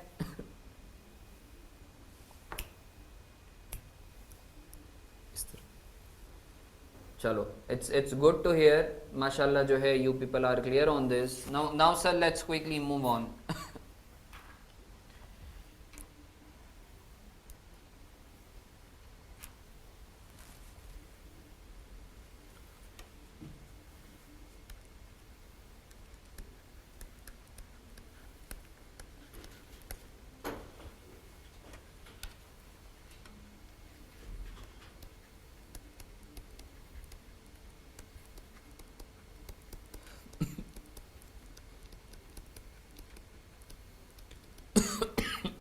अच्छा सर, वर्किंग कैपिटल चेंजेस की जब हम बात करते हैं तो हम बात कर रहे होते हैं current assets and current liabilities.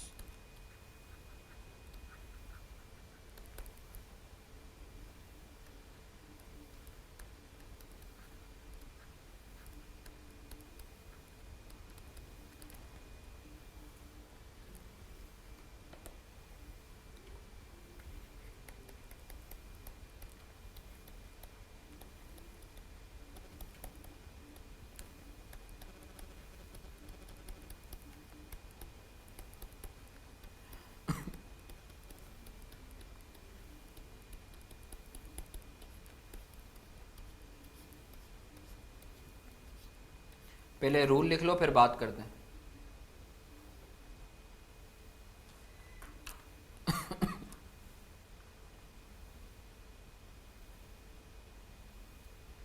तुम लोग टेंशन नहीं लो, कैश फ्लो ये वो टॉपिक है जिससे मेरा एक दिली लगाव, वैसे तो सारे टॉपिक्स तक ही दिली लगाव है। इंशाल्लाह जो है तुम लोग इस तरीके से पढ़ लोगे कि सीए फाइनल्स तक, बल्कि प्रैक्टिकल लाइफ तक जो है ना तुम लोग जो है दुआएं दोगे। क्योंकि कैश फ्लो से दिली लगाओ इसलिए क्योंकि आज से 12-13 साल पहले, इनफैक्ट जब मैं सीए ही कर रहा था, जब मैंने सीए के स्टूडेंट्स को पढ़ाना शुरू किया तो मैंने कैश फ्लो से पढ़ाना शुरू किया था। और इनफैक्ट मेरे पूरे सीए में जो है अकाउंटिंग के अंदर मुझे याद है फाइनेंशियल रिपोर्टिंग के पेपर में शायद एक टॉपिक का सवाल ना टेली हुआ है, सही है, ऑल दो सारे स्ट्रीक में निकले, तो उसमें वो जो एक टॉपिक था वो था कैश फ्लो का, जो मेरा टेली करके आया था मैं, सही है। तो इससे ये भी मोटिवेशन मिलती है कि अकाउंटिंग के अंदर जो है वो तुम्हारा जवाब सही होना is not the criteria to get the marks, right.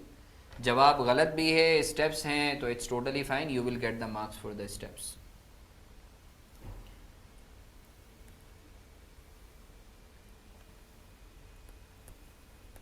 Sir ये रूल पहले लिख लो।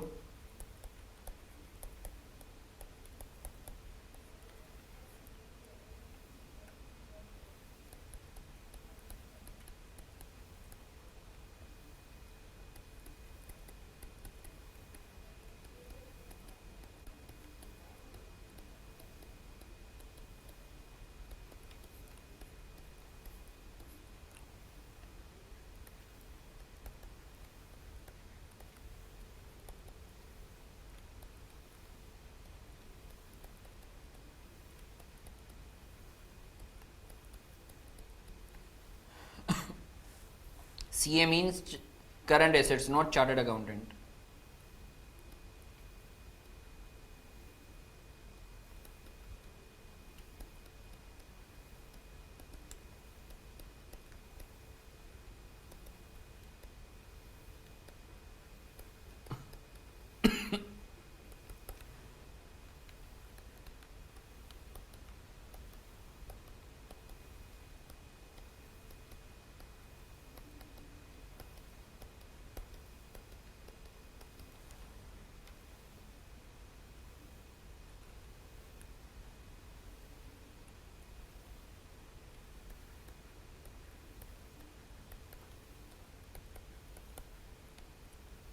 हाँ भाई, आप लोग मेरे साथ हो या नहीं हो?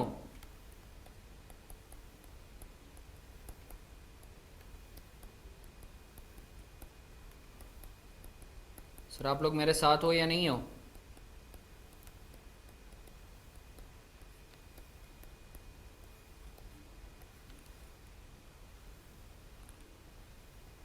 चलो अच्छी बात है।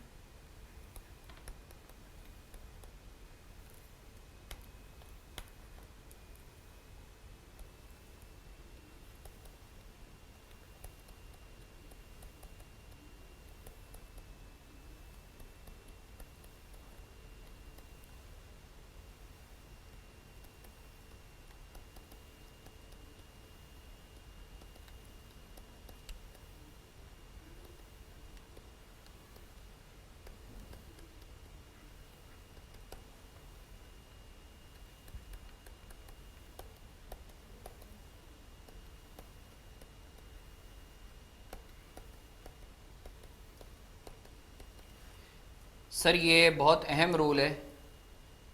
अच्छा सर नॉर्मली टीचर्स IAS 16 से स्टार्ट करवाते हैं यार, जो है क्या कहते हैं, बिल्कुल ऐसा है, हर टीचर का अपना जो है वो एक माइंडसेट है, सारे रिस्पेक्टेबल है, ठीक है ना।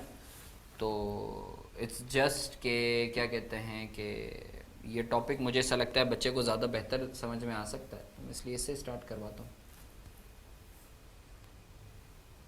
आजा सर, कॉपी कर लिया आप लोगों ने? बात कर सकते हैं सर इस पे, बात कर सकते हैं सर इस पे, सर बात कर सकते हैं इस पे, सर प्लीज।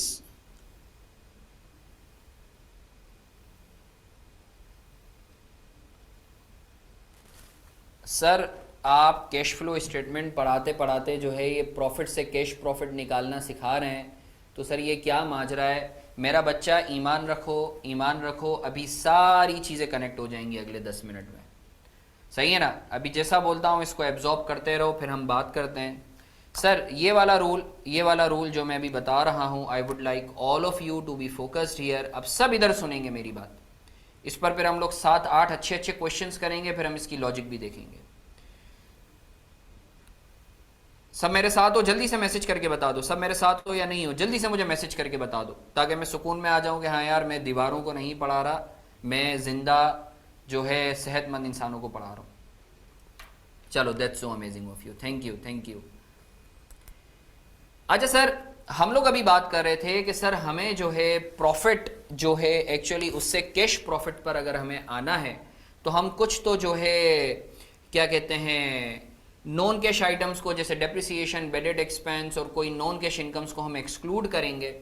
इसी तरीके से सर जब आप प्रॉफिट से कैश प्रॉफिट कैलकुलेट करते हो तो आपके कुछ करंट एसेट्स और करंट लायबिलिटीज होते हैं जिनका आपके प्रॉफिट पर इंपैक्ट आता है या आना चाहिए, so that you can arrive at cash profit. Sir कैसे आना चाहिए? आई am gonna prove you, don't you worry on that. अभी फिलहाल रूल समझो। सर जब भी आपको प्रॉफिट दिया गया है सवाल में, an examiner ask you to convert that profit into cash profit, तो सर आप क्या करेंगे? अगर आपको सवाल में करंट एसेट्स और करंट लायबिलिटीज भी दी हुई है तो आप क्या करेंगे? तो पहले रूल आप समझ लो। सर ये जो मैं रूल बता रहा हूं करंट एसेट्स और करंट लायबिलिटीज के लिए अलबत्ता कैश एंड कैश इक्विवेलेंट के ऊपर अप्लाई नहीं होगा। सर रूल क्या है? सर आसान सी चीज, आपको अगर पिछले साल से करंट एसेट्स बढ़ रहे हो तो आपने प्रॉफिट में से लेस कर देना है to arrive at cash profit, और अगर करंट एसेट्स पिछले साल से कम हो रहे हो तो आपने प्रॉफिट में ऐड कर देना है to arrive at cash profit. इसी तरीके से करंट लायबिलिटीज अगर पिछले साल से बढ़ रही हो तो प्रॉफिट में ऐड कर देना to arrive at cash profit, और अगर करंट लायबिलिटीज पिछले साल से कम हो रही हो तो प्रॉफिट में से लेस कर देना to arrive at cash profit. आसान सी चीज। इसको मैं समझाने के लिए ना बाज़-औक़ात on a very lighter note मैं बच्चों को इस तरीके से भी बताता हूं इसको याद रखने के लिए कि देखो यार, प्रॉफिट से कैश प्रॉफिट निकालना हो तो तुमने करंट एसेट्स के साथ सौतेली माओ वाला सलूक करना है। मतलब बढ़ रहे हो तो कम कर देना, कम हो रहे हो पिछले साल से तो प्रॉफिट में बढ़ा देना, ऐड कर देना। और करंट लायबिलिटीज के साथ सगी माओ वाला सलूक करना है। करंट लायबिलिटीज पिछले साल से बढ़ रही हो तो प्रॉफिट में ऐड कर देना, कम हो रही हो तो प्रॉफिट में लेस कर देना। पहले रूल याद रखो, फिर इसकी लॉजिक बताता हूं ऐसा क्यों करते हैं। तो सर मैं फिर से रिपीट कर रहा हूं, if you are to arrive at cash profit from total profit, तो करंट एसेट्स के साथ आपने क्या करना है? इनडायरेक्ट रिलेशनशिप है। बढ़ रहे हो तो प्रॉफिट में कम कर देना, पिछले साल से कम हो रहे हो तो प्रॉफिट में ऐड कर देना। करंट लायबिलिटीज पिछले साल से कम हो रही हो तो और प्रॉफिट में कम कर देना, बढ़ रहे हो तो बढ़ा देना। मैं उम्मीद करता हूं सर आपको इस रूल पे क्लैरिटी है, ठीक है ना। अब इसको हम लोग जो है इसकी लॉजिक देखते हैं कि सर ऐसा करते क्यों है। सही है ना?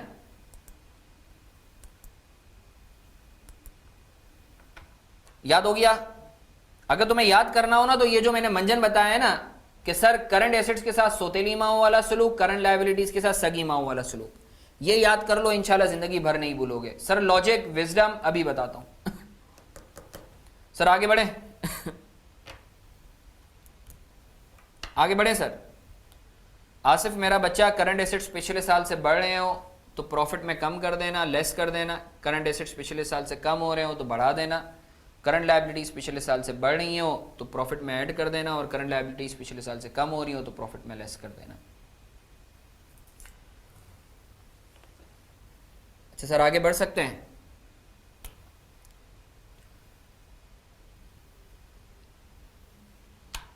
चलो सर, अब एक दो क्वेश्चंस दे रहा हूं मैं। आई would like all of you कैसे अटेम्प्ट करो, जल्दी जल्दी, छेती छेती। सर साथ साथ करो भाई, मैं अभी से बता रहा हूं। FR1 बहुत आसान है, जैसा बोलता हूं वैसा कर लो, इंशाल्लाह यू वुड बी थ्रू। हाँ अगर तुम मेरी डायरेक्शन से डेविएट करोगे, जैसे मैं तुम्हें लास्ट टाइम का बताऊं, लास्ट टाइम जो है तकरीबन 700-800 बच्चा मेरे ग्रुप पर था अल्हम्दुलिल्लाह। तो एवरीवन वाज लाइक, यानी कुछ बच्चों ने जिन्होंने डायरेक्शन को वाकई फॉलो किया तो अल्हम्दुलिल्लाह जब वो पेपर से आए वापस तो वो यही बोल रहे थे कि सर जो है यानी हम फेल हो या नहीं हो बट हम लोगों ने 100% एफर्ट किया, और हमें ये था कि हाँ यार हमने जो पढ़ा है वही आया है, हम ये सुकून में थे। ठीक है ना। तो देवर सो कॉन्फिडेंट कि मेरी दुआ है और मैं उम्मीद भी करता हूँ कि इंशाल्लाह जो है अल्लाह ताला ने चाहा तो जो है एवरीवन वुड बी थ्रू।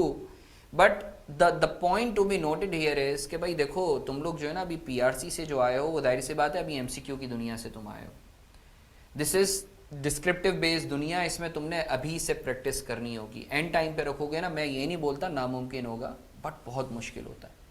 शुरू से लेकर चलो, इट्स अ प्रोफेशनल क्वालिफिकेशन ना, इट्स नॉट एन एकेडमिक या डिग्री बेस्ड क्वालिफिकेशन या डिग्री बेस्ड तुम्हारा जो है वो क्या कहते हैं पेपर होते हैं कि आखिर के 2 हफ्ते पढ़ लो 3 हफ्ते। शुरू से लेकर चलो, सुकून में रहोगे। सही है ना। हाँ, मैं उन बच्चों की गारंटी लेता हूँ इंशाल्लाह, सही है, जो शुरू से साथ लेकर चलते हैं। एंड टाइम पे अगर तुम छोड़ोगे तो जाहिर सी बात है तो फिर तो जो है एक ही हल है कि मैं ही पेपर में जाके बैठ जाऊँ, उसके अलावा कोई और हल नहीं होगा। अच्छा सर।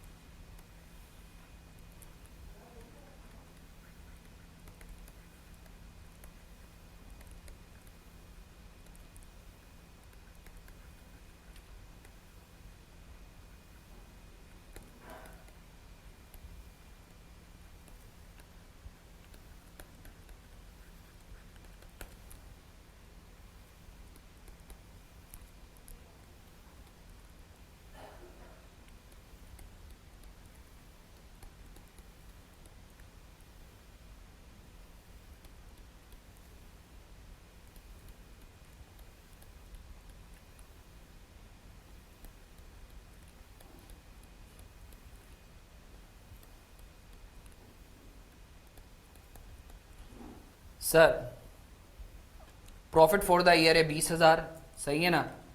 आपने कैश प्रॉफिट निकालना है जो मैंने रूल बताया है उसके तहत। करंट एसेट्स पिछले साल से बढ़ी हो तो प्रॉफिट में कम कर दो, कम हो रहे हो तो बढ़ा दो, सही है ना। इसी तरीके से जो है करंट लाइबिलिटीज़ पिछले साल से बढ़ रहे हो तो बढ़ा दो, कम हो रहे हो तो कम कर दो, सही है। जल्दी जल्दी इस रूल के तहत मुझे आंसर निकाल के दो, फिर लॉजिक बताता हूँ। जल्दी जल्दी मुझे आंसर निकाल के दो, फिर लॉजिक बताता हूँ। जल्दी जल्दी मुझे इस रूल के तहत आंसर निकाल के दो, फिर मैं लॉजिक बताता हूँ तुम लोगों को, प्लीज़।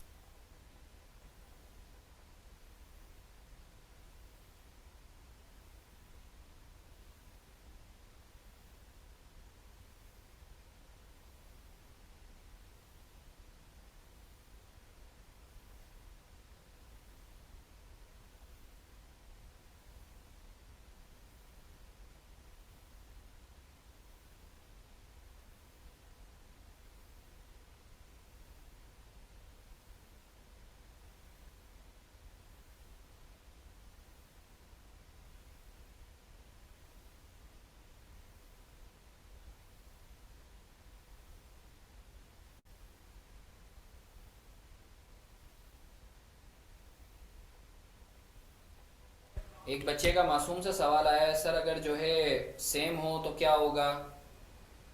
भाई आसान सा इसका जवाब, सर कुछ भी नहीं करेंगे, ना बढ़ रहा है ना कम हो रहा है।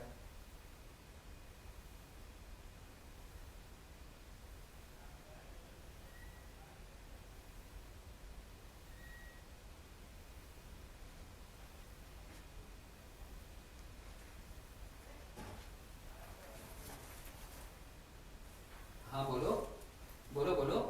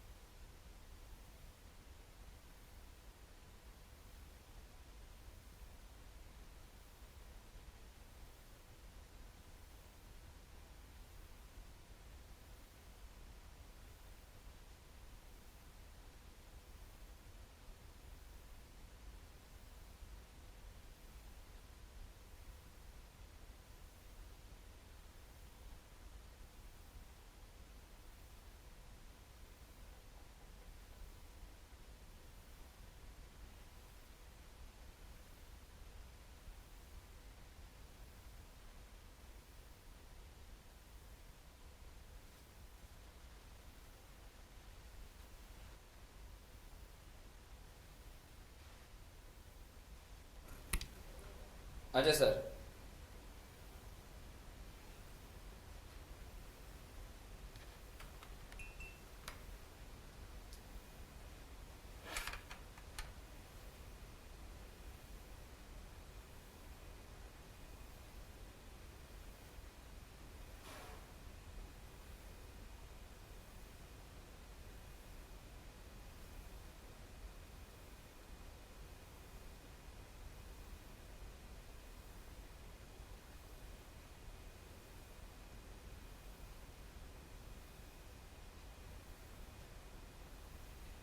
सिर्फ 1 मिनट रुकेंगे, इसका बल्कि सॉल्यूशन में करवा देता हूँ।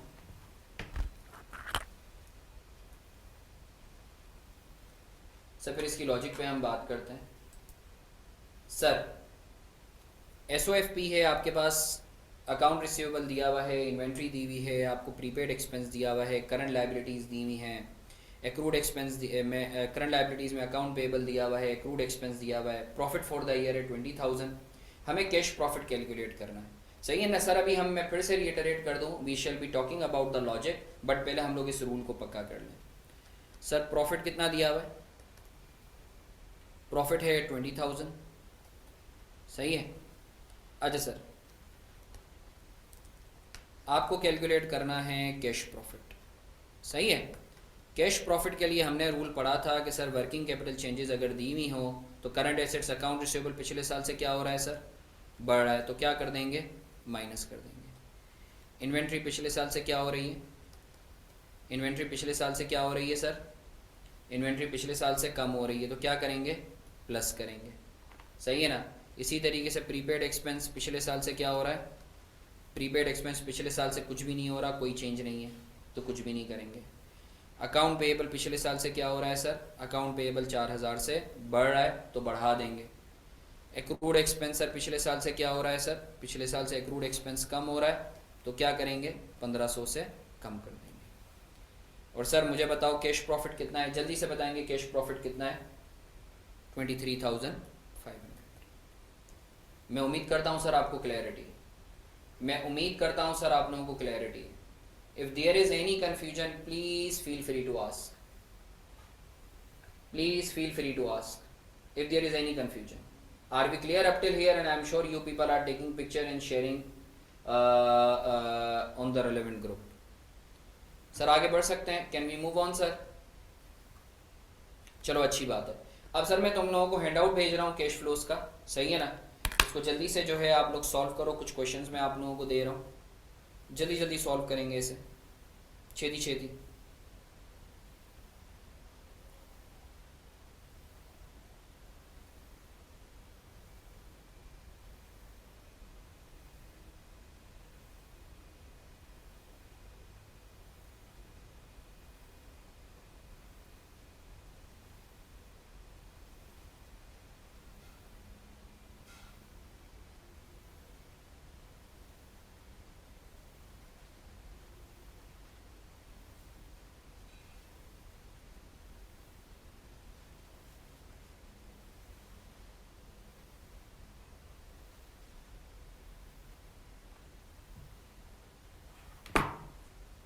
हसन अभी दे रहा हूँ, दे रहा हूँ। पहले ये कॉपी कर लो, क्वेश्चन करो, फिर मैं तुम लोगों को जो है इसकी एग्जांपल भी देता हूँ, don't you worry at all.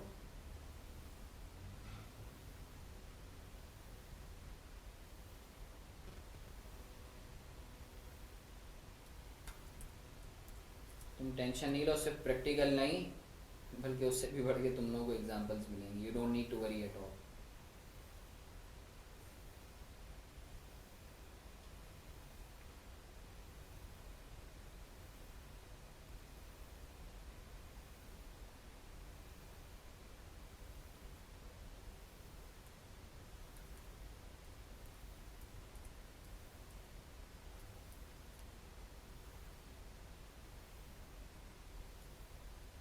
चलिए मैं हैंड आउट शेयर कर रहा हूँ आप लोगों से, आई वुड लाइक कि इसको जल्दी से अटेम्प्ट करें प्लीज़।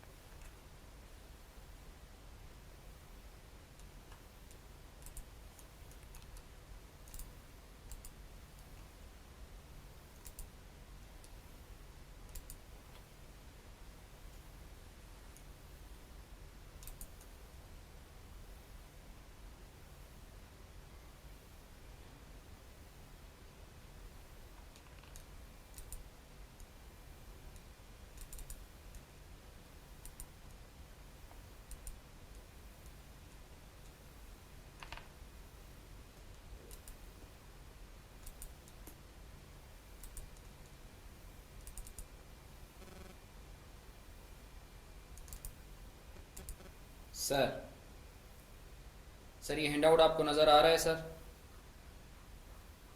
सर ये मैंने आप लोगों से शेयर भी किया हुआ है ग्रुप पे।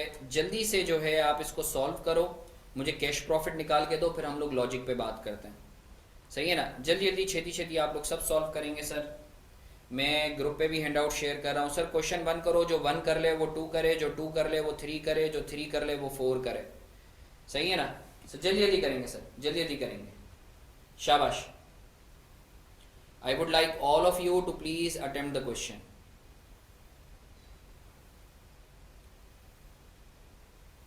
अस्सलाम वालेकुम, मैं एक सेशन में हूँ, मैं कॉल बैक कर रहा हूँ, कॉल बैक कर रहा हूँ।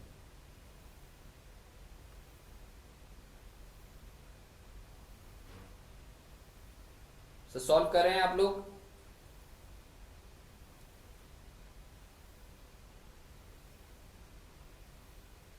ये हैंडआउट मैं आप लोगों से ग्रुप पे भी शेयर कर रहा हूँ, भेज रहा हूँ भेज रहा हूँ भेज रहा हूँ।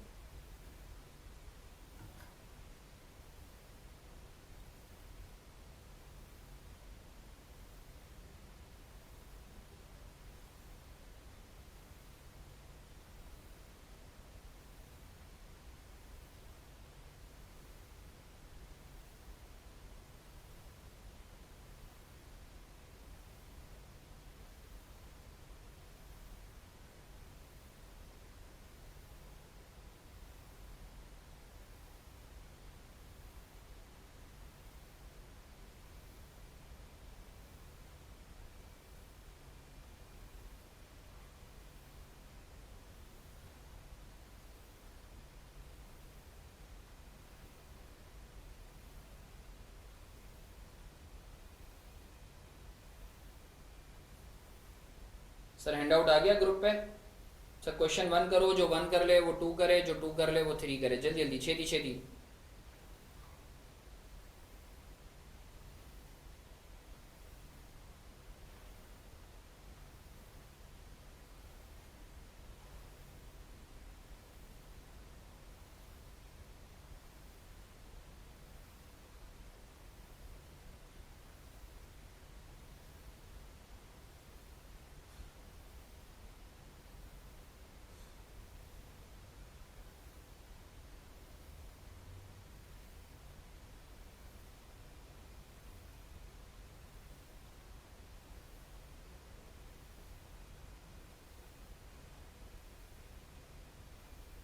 सर ग्रुप पे आ गया? ग्रुप पर आ गया आप लोगों को डॉक्यूमेंट?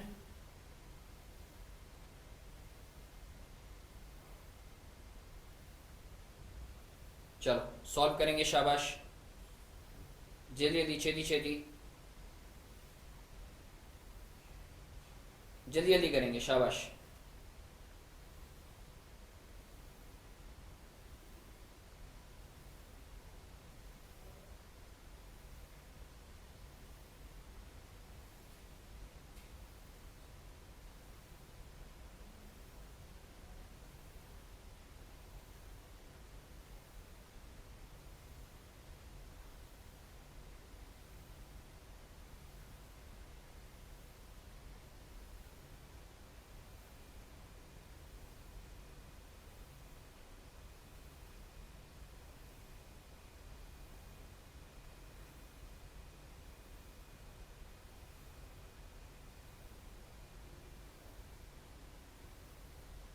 सर लॉजिक पे बात करें? हो गया हो तो लॉजिक पे बात करें सर।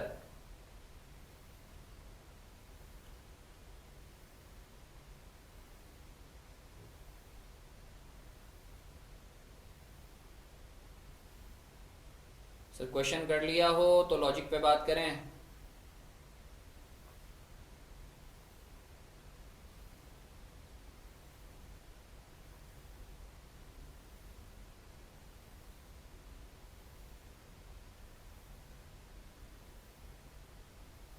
पहले ये कर लो, 1 से लेके 4 तक क्वेश्चन कर लो, फिर बात करते हैं।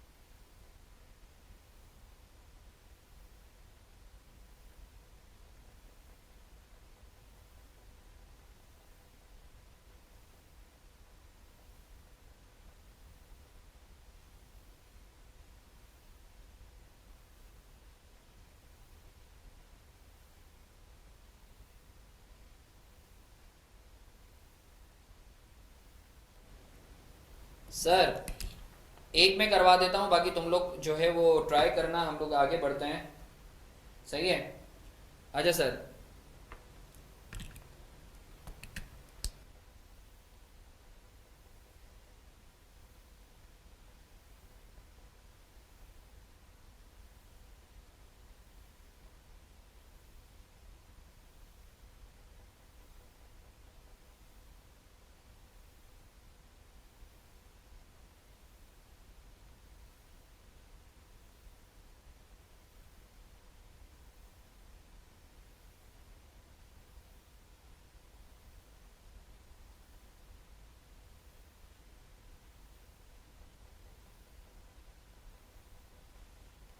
आजा सर।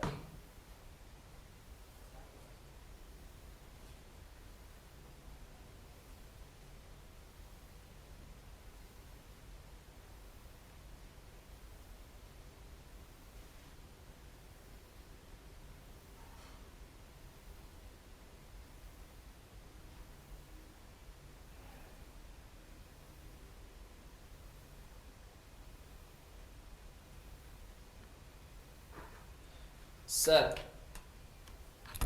आवाज आ रही है मेरी आप लोगों को? आवाज आ रही है सर आप लोगों को मेरी?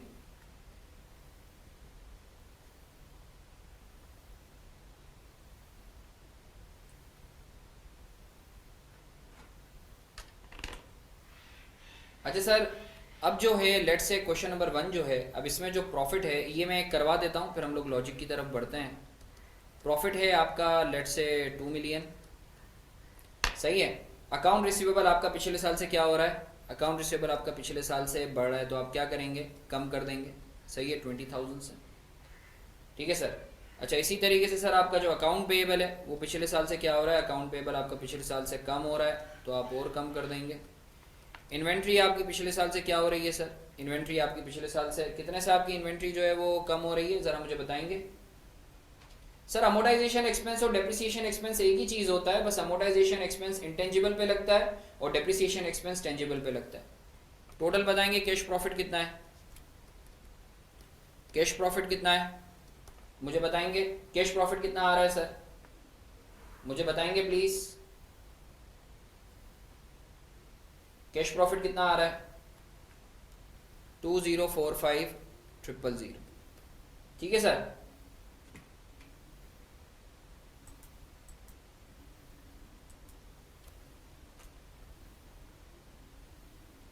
आई होप सर आपको ये चीज क्लियर है। आगे बढ़े सर।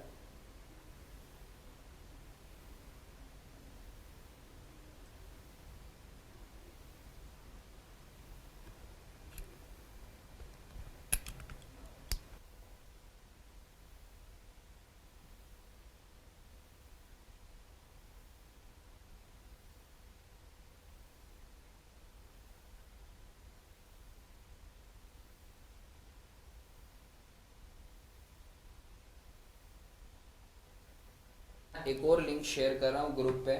सही है। एक और जो है क्या कहते हैं, मैं आप लोगों का जो है वो लिंक शेयर कर रहा हूँ आप लोगों से ग्रुप पे। You better join the meeting from that link. सही है ना? मैं आप लोगों से लिंक अभी थोड़ी देर में शेयर कर रहा हूँ, बल्कि with in next couple of days जो है क्या कहते हैं वो मैं तुम लोगों से शेयर कर रहा हूँ। So you better join from that link. Group पे मैं तुम लोगों से शेयर कर रहा हूँ। सही है, तो ग्रुप पे फिर मुलाकात करते हैं।